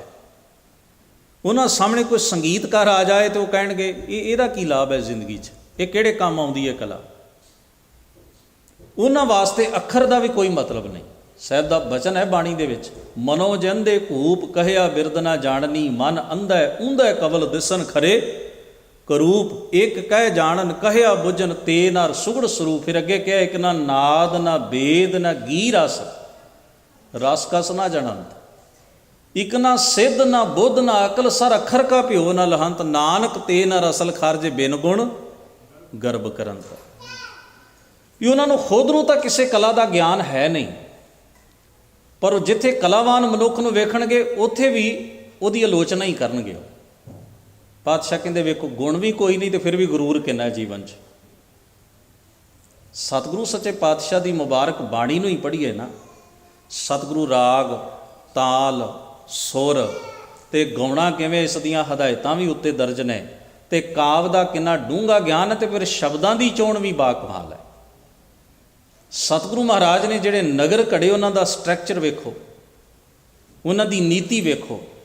ਸਤਿਗੁਰੂ ਨੇ ਜਿਹੜੀਆਂ ਇਮਾਰਤਾਂ ਘੜੀਆਂ ਉਹਨਾਂ ਦਾ ਵੀ ਸਟਰਕਚਰ ਤੁਸੀਂ ਵੇਖੋ ਵੀ ਸਤਿਗੁਰੂ ਸੱਚੇ ਪਾਤਸ਼ਾਹ ਹਰ ਹੁਨਰ ਤੋਂ ਕਿਵੇਂ ਡੂੰਘੇ ਜਾਣੂ ਨੇ। ਜੇ ਜੰਗਾਂ ਦਾ ਵਕਤ ਆਉਂਦਾ ਹੈ ਤੇ ਕੋਈ ਹਥਿਆਰ ਘੜ ਕੇ ਲਿਆਉਂਦਾ, ਸਤਿਗੁਰੂ ਹਥਿਆਰ ਘੜਨ ਵਾਲੇ ਨੂੰ ਵੀ ਸ਼ਾਬਾਸ਼ ਦਿੰਦੇ ਨੇ ਵੀ ਕਮਾਲ ਹੈ। ਇਹ ਸਾਰੀਆਂ ਚੀਜ਼ਾਂ ਜਿਹੜੀਆਂ ਨੇ, ਕਿਉਂਕਿ ਕੋਮਲ ਕਲਾਵਾਂ ਜਿਹੜੀਆਂ ਉਹ ਤੁਹਾਡੇ ਹੁਨਰ ਜਿਹੜੇ ਨੇ ਉਹ ਤੁਹਾਡੀ ਆਤਮਾ ਨੂੰ ਵੀ ਨਿਖਾਰਦੇ ਨੇ, ਸਮਾਜ ਨੂੰ ਵੀ ਨਿਖਾਰਦੇ ਨੇ, ਤੁਹਾਡੀਆਂ ਫੀਲਿੰਗਸ ਜਿਹੜੀਆਂ ਨੇ, ਤੁਹਾਡੇ ਜਜ਼ਬੇ ਜਿਹੜੇ ਨੇ ਉਹਨਾਂ ਨੂੰ ਵੀ ਸਹੀ ਸੇਧ ਪ੍ਰਦਾਨ ਕਰਦੇ ਨੇ, ਬਾਸ਼ਰਤ ਵੀ ਜੇ ਤੁਹਾਡੇ ਹੁਨਰ ਤੁਹਾਨੂੰ ਚੰਗੇ ਪਾਸੇ ਸੇਧ ਦੇ ਰਹੇ ਹਨ ਤਾਂ ਇਹ ਵੀ ਨਾਲ ਹੈ। ਖੈਰ ਮੈਂ ਬਿਨੈ ਕਰ ਰਿਹਾ ਸਾਂ। ਹੁਣ ਉਹ ਤਾਂ ਪੱਥਰ ਦਾ ਬੇਜਾਨ ਬੁੱਤ ਹੈ, ਉਸ ਨੂੰ ਵੇਖ ਕੇ ਤੇ ਹਰ ਕੋਈ ਸਲਾਹ ਰਿਹਾ, ਬਣਾਉਣ ਵਾਲੇ ਦੀ ਸਿਫਤ ਕਰ ਰਿਹਾ, ਵਡਿਆਈ ਕਰ ਰਿਹਾ। ਪਰ ਜ਼ਰਾ ਖਿਆਲ ਕਰੋ, ਉਸ ਬੇਜਾਨ ਪੱਥਰ ਦੇ ਉੱਤੇ ਜਿਵੇਂ ਚਾਹੇ ਨਾ ਹੁਨਰਮੰਦ ਬੰਦਾ ਆਪਣਾ ਹੁਨਰ ਅਜ਼ਮਾ ਸਕਦਾ। ਪੱਥਰ ਨੇ ਥੋੜ੍ਹੀ ਕਹਿਣਾ ਵੀ ਮੈਨੂੰ ਐਵੇਂ ਨਾ ਘੜ, ਮੈਨੂੰ ਐਵੇਂ ਘੜ। ਪੱਥਰ ਨੇ ਨਾ ਤਰਕ ਕਰਨਾ ਹੈ, ਪੱਥਰ ਨੇ ਨਾ ਉਜਰ ਕਰਨਾ ਹੈ। ਪੱਥਰ ਦੀ ਕੋਈ ਆਪਣੀ ਮਰਜ਼ੀ ਨਹੀਂ, ਪੱਥਰ ਕੋਲ ਕੋਈ ਆਪਣੀ ਦਲੀਲਬਾਜ਼ੀ ਨਹੀਂ। ਉਹਦੇ ਉੱਤੇ ਜਿਵੇਂ ਚਾਹੇ ਆਪਣੇ ਔਜ਼ਾਰਾਂ ਦੀ ਸੱਟ ਮਾਰ ਮਾਰ ਕੇ ਆਪਣੀ ਮਰਜ਼ੀ ਨਾਲ ਉਹਨੂੰ ਘੜਿਆ ਜਾ ਸਕਦਾ। ਸਭ ਤੋਂ ਕਠਿਨ ਹੈ ਮਨੁੱਖ ਦੇ ਜੀਵਨ ਵਿੱਚੋਂ, ਇਨਸਾਨ ਦੇ ਵਿੱਚੋਂ ਗੁਰਮੁਖ ਹੋਣ ਨੂੰ ਤਰਾਸ਼ਣਾ, ਜਾਂ ਸੰਖੇਪ ਵਿੱਚ ਕਹਾਂ ਵੀ ਬੰਦੇ ਨੂੰ ਤਰਾਸ਼ਣਾ ਸਭ ਤੋਂ ਵੱਧ ਔਖਾ ਹੈ। ਬੰਦਾ ਉਜਰ ਵੀ ਕਰਦਾ ਹੈ, ਉਹਨੂੰ ਆਪਣੇ ਹੰਕਾਰ ਨਾਲ ਵੀ ਪਿਆਰ ਹੈ, ਉਹ ਧਰਮ ਵੀ ਕਮਾਉਣਾ, ਉਹ ਗੁਰੂ ਦੀ ਬਖਸ਼ਿਸ਼ ਵੀ ਲੈਣਾ ਚਾਹੁੰਦਾ ਹੈ ਤੇ ਆਪਣਾ ਹੰਕਾਰ ਵੀ ਨਹੀਂ ਛੱਡਣਾ ਚਾਹੁੰਦਾ। ਉਹ ਆਪਣੇ ਮਨ ਦੇ ਸੁਭਾਅ ਵੀ ਨਹੀਂ ਬਦਲਣਾ ਚਾਹੁੰਦਾ ਤੇ ਉਹ ਇਹ ਵੀ ਚਾਹੁੰਦਾ ਵੀ ਗੁਰੂ ਜੋ ਦੇਣਾ ਚਾਹੁੰਦਾ ਮੈਨੂੰ ਦੇ ਦੇਵੇ, ਪਰ ਸ਼ਰਤ ਮੇਰੀ ਇਹ ਹੈ ਵੀ ਮੇਰੇ ਮਨ ਦੇ ਸੁਭਾਅ ਨੂੰ ਬਦਲੇ ਨਾ, ਛੇੜੇ ਨਾ। ਤੇ ਗੁਰੂ ਦੀ ਸ਼ਰਤ ਹੈ ਵੀ ਇਸ ਤਰ੍ਹਾਂ ਹੋਣਾ ਨਹੀਂ। ਇੰਨੀ ਸਪੇਸ ਤੇਰੇ ਅੰਦਰ ਹੈ ਨਹੀਂ ਵੀ ਜਿੱਥੇ ਦੋਵੇਂ ਚੀਜ਼ਾਂ ਰਹਿ ਸਕਣ। ਇੱਕ ਚੀਜ਼ ਹੀ ਰਹੇਗੀ, ਵਸਤੂ ਅੰਦਰ ਵਸਤ ਸਮਾਵੈ, ਦੂਜੀ ਹੋਵੇ ਪਾਸ। ਭਾਂਡਾ ਪਹਿਲਾਂ ਹੀ ਕਿਸੇ ਚੀਜ਼ ਨਾਲ ਨੱਕੋ ਨੱਕ ਭਰਿਆ, ਤੁਸੀਂ ਕੋਈ ਦੂਜੀ ਵਸਤੂ ਉਹਦੇ 'ਚ ਪਾਉਣੀ ਚਾਹੋ ਤਾਂ ਤੁਹਾਨੂੰ ਖਾਲੀ ਕਰਨਾ ਪਏਗਾ। ਪਹਿਲਾਂ ਹੀ ਭਰੇ ਭਾਂਡੇ ਵਿੱਚ ਨਵੀਂ ਵਸਤ ਕਿਵੇਂ ਪੈ ਸਕਦੀ ਹੈ? ਇਸ ਲਈ ਕਠਨ ਕਾਰਜ ਕਿਹੜਾ? ਮਨ ਕੀ ਮਤ ਤਿਆਗੋ ਹਰ ਜਨ ਏਹਾ ਬਾਤ ਕਠੈਨੀ। ਉਹ ਜਗ੍ਹਾ ਅੰਦਰ ਜਦੋਂ ਬਣਾਉਣੀ ਪੈਂਦੀ ਹੈ ਤੇ ਉਹ ਜਗ੍ਹਾ ਕਿਵੇਂ ਬਣਦੀ ਹੈ? ਜੋ ਤੁਸੀਂ ਕਮਾਇਆ ਪਹਿਲਾਂ ਤੁਹਾਨੂੰ ਛੱਡਣਾ ਪਏਗਾ। ਜੋ ਤੁਸੀਂ ਅੱਜ ਤੱਕ ਜੀਵੇ ਪਹਿਲਾਂ ਉਹਨੂੰ ਇੱਕ ਪਾਸੇ ਕਰਨਾ ਪਏਗਾ। ਰਿਪਲੇਸਮੈਂਟ ਹੈ, ਹੋਰ ਕੋਈ ਦੂਜਾ ਤਰੀਕਾ ਨਹੀਂ। ਪਹਿਲੀ ਚੀਜ਼ ਜ਼ਿੰਦਗੀ 'ਚੋਂ ਚਾਹੇ ਪੁਰਾਣਾ ਖੰਡਰ ਮਕਾਨ ਹੋਵੇ, ਕਿਸੇ ਜਗ੍ਹਾ ਦੇ ਉੱਤੇ ਖੰਡਰ ਬਿਲਡਿੰਗ ਖੜੀ ਹੈ, ਅਤੇ ਜੇ ਤੁਸੀਂ ਉਸੇ ਹੀ ਜਗ੍ਹਾ ਦੇ ਉੱਤੇ ਨਵਾਂ ਮਕਾਨ ਬਣਾਉਣਾ ਚਾਹੋ ਤਾਂ ਕੀ ਕਰੋਗੇ? ਜਗ੍ਹਾ ਵੀ ਉਹੀ ਹੈ, ਖੰਡਰ ਮਕਾਨ ਉਹਦੇ ਉੱਤੇ ਖੜ੍ਹਾ ਹੈ, ਤੁਸੀਂ ਇੱਕ ਨਵੀਂ ਇਮਾਰਤ ਉਹਦੇ ਉੱਤੇ ਬਣਾਉਣਾ ਚਾਹੁੰਦੇ ਹੋ, ਤੁਹਾਨੂੰ ਉਹ ਪਹਿਲੀ ਇਮਾਰਤ ਉਸ ਜਗ੍ਹਾ ਤੋਂ ਹਟਾਉਣੀ ਪਏਗੀ। ਉਹਦੀਆਂ ਨੀਹਾਂ ਤੱਕ ਪੁੱਟਣੀਆਂ ਪੈਣਗੀਆਂ। ਉਹਨੂੰ ਬਿਲਕੁਲ ਜਗ੍ਹਾ ਨੂੰ ਪਲੇਨ ਸਾਫ਼ ਕਰਕੇ ਉਹਦੀ ਜਗ੍ਹਾ 'ਤੇ ਨਵੀਂ ਇਮਾਰਤ ਬਣਾਈ ਜਾ ਸਕਦੀ ਹੈ। ਕੀ ਹੋ ਸਕਦਾ ਹੈ? ਜਗ੍ਹਾ ਵੀ ਉਨੀ ਹੈ। ਤੁਸੀਂ ਉਸ ਪੁਰਾਣੀ ਬਿਲਡਿੰਗ ਨੂੰ ਬਿਨਾਂ ਹਟਾਏ ਤੋਂ ਉਹਦੀ ਜਗ੍ਹਾ 'ਤੇ ਨਵੀਂ ਇਮਾਰਤ ਵੀ ਖੜੀ ਕਰ ਦਿਓ, ਇਹ ਹੋ ਨਹੀਂ ਸਕੇਗਾ। ਗਰੀਬ ਨਵਾਜ ਮਹਾਰਾਜ ਨੇ ਆਖਿਆ, ਜੋ ਤੂੰ ਜੀਵੇ ਪਹਿਲਾਂ ਉਸ ਨੂੰ ਪਰਖ ਕੇ ਛੱਡਣਾ ਪਏਗਾ ਵੀ ਜੋ ਜੋ ਉਹਦੇ 'ਚ ਗਲਤ ਹੈ। ਜੋਈ ਜੋਈ ਜੋਰਿਓ ਸੋਈ ਸੋਈ ਹਾਟਿਓ, ਝੂਠੈ ਬਨ ਜੋ ਠਹੀ ਗਈ ਹਾਟਿਓ। ਫਿਰ ਉਹਦੀ ਜਗ੍ਹਾ ਦੇ ਉੱਤੇ ਮਨਮਤ ਦੀ ਜਗ੍ਹਾ 'ਤੇ ਗੁਰਮਤ ਆਏਗੀ। ਗੁਰਮਤ ਅਤੇ ਮਨਮਤ ਦੋਵੇਂ ਇਕੱਠੀਆਂ ਨਹੀਂ ਰਹਿ ਸਕਦੀਆਂ। ਜੇ ਤੂੰ ਚਾਹੇ ਨਾ ਵੀ ਮਨਮਤ ਦਾ ਵੀ ਜ਼ਿੰਦਗੀ 'ਚ ਪ੍ਰਭਾਵ ਰਵੇ, ਕਿਉਂਕਿ ਮੈਂ ਮਨਮਤੀ ਹਾਂ ਅਤੇ ਮਨਮਤ ਵੀ ਰਵੇ, ਅਤੇ ਗੁਰੂ ਗੁਰਮਤ ਵੀ ਦੇ ਦੇਵੇ, ਨਾ ਗੁਰੂ ਨੂੰ ਵੀ ਨਹੀਂ। ਸਤਿਗੁਰੂ ਆਖਣਗੇ ਨਹੀਂ, ਐਸਾ ਨਹੀਂ ਹੋ ਸਕਣਾ, ਤੂੰ ਦੋ ਜੀਵਨ ਜੀ ਨਹੀਂ ਸਕੇਗਾ ਅਤੇ ਜੀਵੇ ਵੀ ਨਹੀਂ ਜਾ ਸਕਦੇ। ਸਤਿਗੁਰੂ ਸੱਚੇ ਪਾਤਸ਼ਾਹ ਮਹਾਰਾਜ ਇਸ ਨੂੰ ਆਖਦੇ ਨੇ ਵੀ ਸਭ ਤੋਂ ਪਹਿਲਾਂ ਤੁਹਾਨੂੰ ਪ੍ਰਪੇਅਰ ਹੋਣਾ ਪਏਗਾ, ਤਿਆਰ ਹੋਣਾ ਪਏਗਾ ਵੀ ਕੀ ਗੁਰੂ ਜਿਵੇਂ ਤੁਹਾਨੂੰ ਘੜਨਾ ਚਾਹੁੰਦਾ ਹੈ, ਤੁਸੀਂ ਆਪਣਾ ਆਪ ਬਿਨਾਂ ਹੀਲ ਹੁਜਤ ਦੇ, ਬਿਨਾਂ ਕਿਸੇ ਸ਼ੰਕਾ ਦੇ, ਬਿਨਾਂ ਕਿਸੇ ਤਰਕ ਵਿਤਰਕ ਦੇ ਗੁਰੂ ਅੱਗੇ ਸਮਰਪਿਤ ਹੋ ਕੇ ਗੁਰੂ ਦੀ ਮਰਜ਼ੀ ਦੇ ਅਨੁਕੂਲ ਜੀਣ ਦਾ ਪ੍ਰਣ ਕਰਦੇ ਹੋ। ਮੈਂ ਕਈ ਵਾਰ ਇਹ ਬੇਨਤੀ ਕੀਤੀ, ਜਦੋਂ ਖੰਡੇ ਕੀ ਪਾਉਲ ਦਿੱਤੀ ਜਾਂਦੀ ਹੈ ਤਾਂ ਉਦੋਂ ਕਿਹਾ ਜਾਂਦਾ ਹੈ ਨਾ ਵੀ ਆਹ ਚੀਜ਼ਾਂ ਨੇ। ਔਰ ਵੇਖੋ, ਇਹ ਸਾਡਾ ਦਸਤੂਰ ਅਮਲ ਹੈ, ਸਾਡੀ ਮਰਿਆਦਾ ਹੈ। ਉਹਦੇ ਵਿੱਚ ਪਹਿਲਾਂ ਅਗਲੇ ਨੂੰ ਕਿਹਾ ਜਾਂਦਾ ਵੀ ਜੇ ਤਾਂ ਤੂੰ ਕਿਸੇ ਲਾਲਚ ਵਸ ਆਇਆ ਤੂੰ ਤਾਂ ਵੀ ਬਾਹਰ ਜਾ ਸਕਦਾ, ਤੇਰੇ ਕੋਲ ਹੁਣ ਮੌਕਾ ਹੈ। ਜੇ ਤੂੰ ਜਜ਼ਬਾਤੀ ਹੋ ਕੇ ਆ ਗਿਆ ਪਿਆ, ਮੈਂ ਜਜ਼ਬਾਤੀ ਹੋ ਕੇ ਹੀ ਤੂੰ ਕੇਵਲ ਇਹ ਵੇਖ ਕੇ ਵੀ ਫਲਾਨਾ ਚੱਲਿਆ ਤੇ ਮੈਂ ਵੀ ਚਲੇ ਜਾਵਾਂ, ਤਾਂ ਵੀ ਤੈਨੂੰ ਲੋੜ ਨਹੀਂ, ਤੂੰ ਜਾ ਸਕਦਾ। ਜੇ ਕਿਸੇ ਲਾਲਚ ਵਸ ਆ ਗਿਆ ਜਾਂ ਡਰ ਭੈ ਕਰਕੇ ਆ ਗਿਆ ਤਾਂ ਵੀ ਤੂੰ ਚਲਿਆ ਜਾ। ਅਤੇ ਫਿਰ ਉਹਨੂੰ ਮਰਿਆਦਾ ਦ੍ਰਿੜ ਕਰਾਈ ਜਾਂਦੀ ਵੀ ਆਹ ਰੂਲ ਹੈ, ਤੂੰ ਇਹਨੂੰ ਕਮਿਟਡ ਹੈ, ਤੂੰ ਪ੍ਰਣ ਕਰਦਾ ਵੀ ਤੂੰ ਇਹਨਾਂ ਅਸੂਲਾਂ ਦੀ ਪਾਲਣਾ ਕਰੇਗਾ। ਜੇ ਤੂੰ ਰੈਡੀ ਹੈ, ਜੇ ਤੂੰ ਪ੍ਰਪੇਅਰ ਹੈ ਤਾਂ ਠੀਕ ਹੈ। ਹੁਣ ਉਹ ਕੀ ਹੈ? ਕਮਿਟਮੈਂਟ ਹੈ, ਇੱਕ ਪ੍ਰਣ ਹੈ। ਹੁਣ ਉੱਥੇ ਕੋਈ ਵੀ ਖੰਡੇ ਕੀ ਪਾਉ ਲੈਣ ਵਾਲਾ ਅੰਮ੍ਰਿਤ ਵਿਲਾਖੀ ਇਹ ਨਹੀਂ ਕਹਿ ਸਕਦਾ ਵੇਖੋ ਜੀ ਤੁਹਾਡੀ ਮੈਂ ਇੰਨੀ ਮਰਿਆਦਾ ਸੁਣੀ, ਦੋ ਗੱਲਾਂ ਮੇਰੀਆਂ ਵੀ ਮੰਨ ਲਓ ਵਿੱਚ। ਇਸ ਤਰ੍ਹਾਂ ਨਹੀਂ ਹੋਏਗਾ। ਜੇ ਕੋਈ ਕਵੇ ਵੀ ਤੁਹਾਡੀ ਸਾਰੀ ਮਰਿਆਦਾ ਮੈਂ ਮੰਨਦਾ, ਪਰ ਇੱਕ ਗੱਲ ਮੇਰੀ ਮੰਨੋ, ਇਹਨਾਂ ਸਾਰੀਆਂ ਰਹਿਤਾਂ ਦੇ ਵਿੱਚ ਇੱਕ ਮੇਰੀ ਮਰਜ਼ੀ ਹੋਏਗੀ, ਤਾਂ ਉਸ ਨੂੰ ਵੀ ਪੰਜ ਪਿਆਰੇ ਸਾਹਿਬਾਨ ਪਾਹੁਲ ਨਹੀਂ ਦੇਣਗੇ। ਉਹ ਕਹਿਣਗੇ ਨਹੀਂ, ਇੱਥੇ ਮੰਨਣੀ ਗੁਰੂ ਦੀ ਪਏਗੀ, ਮੰਨਣੀ ਮਰਿਆਦਾ ਪਏਗੀ, ਤੇਰੀ ਨਹੀਂ। ਇਸ ਤਰ੍ਹਾਂ ਹਰ ਬੰਦਾ ਹੀ ਇੱਕ ਇੱਕ ਮਨਾਉਣ ਲੱਗ ਪਿਆ, ਤੇ ਮਰਿਆਦਾ ਕਿੱਥੇ ਰਹੇਗੀ? ਇੱਕ ਆਖੇਗਾ ਜੀ ਇੱਕ ਮੇਰੀ ਪਾ ਲਓ ਵਿੱਚ, ਦੂਜਾ ਆਖੇਗਾ ਇੱਕ ਮੇਰੀ ਵੀ ਸੁਣ ਲਓ, ਤੀਜਾ ਆਖੇਗਾ ਇੱਕ ਮੇਰੀ ਵੀ ਮੰਨ ਲਓ, ਚੌਥਾ ਆਖੇਗਾ ਇੱਕ ਗੱਲ ਤੋਂ ਮੈਨੂੰ ਵੀ ਛੋਟ ਦੇ ਦਿਓ। ਤੁਸੀਂ ਜ਼ਰਾ ਸੋਚ ਕੇ ਵੇਖੋ, ਉੱਥੇ ਫਿਰ ਕਿਹਦੀ ਚੱਲੀ, ਮੰਨੀ ਕਿਹਦੀ ਗਈ? ਧਰਮ ਦੇ ਮਾਰਗ, ਇਹ ਤਾਂ ਮੈਂ ਫੋਰ ਐਗਜ਼ਾਮਪਲ ਇੱਕ ਕੌਮੀ ਸੰਕਲਪ ਦੀ ਗੱਲ ਕੀਤੀ, ਪਰ ਤੁਸੀਂ ਧਰਮ ਦੇ ਮਾਰਗ ਦੇ ਉੱਤੇ ਸੋਚ ਕੇ ਵੇਖੋ। ਇੱਥੇ ਸਾਡੀ ਜ਼ਿੰਦਗੀ ਦੀ ਕਸ਼ਮਕਸ਼ ਇਹੀ ਰਹਿੰਦੀ ਹੈ ਵੀ ਮਨਮਤ ਤੇ ਗੁਰਮਤ ਦੋਵੇਂ ਨਾਲ ਜੁੜ ਜੁੜ ਕੇ ਇਕੱਠੀਆਂ ਸਫ਼ਰ ਕਰ ਲੈਣ, ਕਿਸੇ ਨਾ ਕਿਸੇ ਤਰ੍ਹਾਂ ਧਰਮ ਵੀ ਨਿਭ ਜਾਏ ਤੇ ਸਾਡਾ ਭੈੜਾ ਸੁਭਾਅ ਵੀ ਨਿਭ ਜਾਏ, ਦੋਵੇਂ ਗੱਲਾਂ ਹੀ ਇਕੱਠੀਆਂ ਨਿਭ ਜਾਣ, ਪਰ ਐਸਾ ਹੋ ਨਹੀਂ ਸਕਦਾ। ਸਾਹਿਬ ਸਤਿਗੁਰੂ ਧੰਨ ਗੁਰੂ ਅਰਜਨ ਸਾਹਿਬ ਮਹਾਰਾਜ ਦਾ ਪਾਵਨ ਵਾਕ ਕੀ ਹੈ? ਹਜ਼ੂਰ ਕਹਿੰਦੇ ਨੇ, ਅਬ ਹਮ ਚੱਲੀ ਠਾਕੁਰ ਪੈ ਹਾਰ, ਜਬ ਹਮ ਸ਼ਰਨ ਪ੍ਰਭੂ ਕੀ ਆਈ, ਰਾਖ ਪ੍ਰਭੂ ਭਾਵੇਂ ਮਾਰ। ਫਿਰ ਅੱਗੇ ਕਿਹਾ, ਲੋਕਨ ਕੀ ਚਤੁਰਾਈ ਉਪਮਾ, ਤੇ ਬੈ ਸੰਤਰ ਜਾ, ਕੋਈ ਭਲਾ ਕਹੋ ਭਾਵੇਂ ਬੁਰਾ ਕਹੋ, ਹਮ ਤਨ ਦਿਓ ਹੈ ਠਾਰ। ਜੋ ਆਵਤ ਸ਼ਰਨ ਠਾਕੁਰ ਪ੍ਰਭ ਤੁਮਰੀ, ਤਿਸ ਰਾਖੋ ਕਿਰਪਾ ਧਾਰ, ਜਨ ਨਾਨਕ ਸ਼ਰਨ ਤੁਮਾਰੀ ਹਰ ਜੀਓ, ਰਾਖੋ ਲਾਜ ਮੁਰਾਰ। ਤੋਂ ਮੁੱਖ ਨੁਕਤੇ ਨੇ ਯਕੀਨ ਨੰਬਰ 1 ਦੇ ਉੱਤੇ, ਨੰਬਰ 2 ਦੇ ਉੱਤੇ ਯਕੀਨ ਦੇ ਵਿੱਚ ਕਿਸੇ ਕਿਸਮ ਦੀ ਤਰੇੜ ਨਹੀਂ ਪੈਣ ਦੇਣੀ, ਵੀ ਇਹ ਚੋਇਸ ਨਹੀਂ ਰੱਖਣੀ ਵੀ ਮੈਂ ਹੋਰ ਕਿਤੇ ਵੀ ਜਾ ਸਕਦਾ। ਤੇ ਤੀਜਾ, ਇਹ ਆਪਣੀ ਮਰਜ਼ੀ ਦਾ ਕੋਈ ਮਤਲਬ ਨਹੀਂ, ਉਹਦੀ ਰਜ਼ਾ ਨੂੰ ਖਿੜੇ ਮੱਥੇ ਜਿਉਂ ਦਾ ਤਿਉਂ ਇੰਨ ਬਿੰਨ ਮੰਨਣਾ ਹੋਏਗਾ, ਆਪਣੇ ਮਨ ਦੀ ਮੱਤ ਦਾ ਖਿਆਲ ਛੱਡਣਾ ਹੋਏਗਾ ਤੇ ਬਦਲਾਅ ਲਈ ਤਿਆਰ ਰਹਿਣਾ ਪਏਗਾ। ਜਿਹੜੀ ਤਬਦੀਲੀ ਮਾਲਕ ਪਰਮੇਸ਼ਰ ਸਾਡੇ ਜੀਵਨ 'ਚ ਕਰੇਗਾ, ਉਸ ਦੇ ਹਰ ਹੁਕਮ ਤੇ ਉਹਦੀ ਹਰ ਰਜ਼ਾ ਨੂੰ ਖਿੜੇ ਮੱਥੇ ਮੰਨਣ ਲਈ ਰਾਜ਼ੀ ਰਹਿਣਾ ਪਏਗਾ। ਉਹਦੇ ਵਿੱਚ ਕਿਸੇ ਕਿਸਮ ਦੀ ਇੰਟਰਫੇਰੈਂਸ ਨਹੀਂ ਹੋ ਸਕਦੀ, ਦਖਲ ਅੰਦਾਜ਼ੀ ਨਹੀਂ ਹੋ ਸਕਦੀ। ਨੌਵੇਂ ਗੁਰੂਦੇਵ ਇਸੇ ਨੂੰ ਕਹਿੰਦੇ ਨੇ, ਮਨ ਰੇ ਪ੍ਰਭ ਕੀ ਸ਼ਰਨ ਵਿਚਾਰੋ। ਉਸ ਮਾਲਕ ਪਰਮੇਸ਼ਰ ਵਾਹਿਗੁਰੂ ਦੀ ਆਪਾਂ ਕਹਿੰਦੇ ਨਾ ਇੱਕ ਸ਼ਬਦ, ਆਪਾਂ ਇਹਦਾ ਜ਼ਿਕਰ ਮਹਾਰਾਜ ਨੇ ਇੱਥੇ ਵੀ ਕੀਤਾ ਹੈ, ਬਦਲਵੇਂ ਰੂਪ ਉਦਾਹਰਣ ਇਸ ਤਰ੍ਹਾਂ ਦਿੱਤੀ ਹੈ। ਅਰਦਾਸ ਕੀ ਹੈ? ਅਰਦਾਸ, ਅਰਦਾਸ ਸੌਦਾ ਨਹੀਂ ਹੈ, ਡੀਲ ਨਹੀਂ ਹੈ। ਅਰਦਾਸ ਦੀ ਮੂਲ ਭਾਵਨਾ, ਸ਼ਬਦ ਕੈਸੇ ਵੀ ਹੋਣ, ਅਰਦਾਸ ਦੀ ਮੂਲ ਭਾਵਨਾ ਕੀ ਹੈ? ਮੇਰੇ ਕੋਲ ਕੋਈ ਚੋਇਸ ਨਹੀਂ, ਕੋਈ ਥਾਂ ਨਹੀਂ, ਮੈਂ ਤੇਰੇ ਕੋਲੋਂ ਇਮਦਾਦ ਤੇ ਮਦਦ ਚਾਹੁੰਦਾ, ਹੁਣ ਤੂੰ ਜੋ ਵੀ ਰਿਜ਼ਲਟ ਕੱਢਦਾ ਮੈਂ ਉਹਦੇ ਤੇ ਐਗਰੀ ਹਾਂ। ਅਰਦਾਸ ਤੋਂ ਬਾਅਦ ਵੀ ਤੁਸੀਂ ਉਲਾਂਭਾ ਨਹੀਂ ਦੇ ਸਕਦੇ, ਜੋ ਵੀ ਰਿਜ਼ਲਟ ਤੁਸੀਂ, ਅਰਦਾਸ ਦਾ ਭਾਵ ਹੈ ਸਮਰਪਣ, ਤੁਸੀਂ ਆਪਣਾ ਸਾਰੀ ਡੋਰ ਉਹਦੇ ਤੇ ਸੁੱਟ ਦਿੱਤੀ ਹੈ ਵੀ ਮੈਨੂੰ ਤੇਰਾ ਫੈਸਲਾ ਮਨਜ਼ੂਰ ਹੈ, ਮੈਂ ਤਾਂ ਬਸ ਮਨ ਦਾ ਆਸਰਾ ਚਾਹੁੰਦਾ।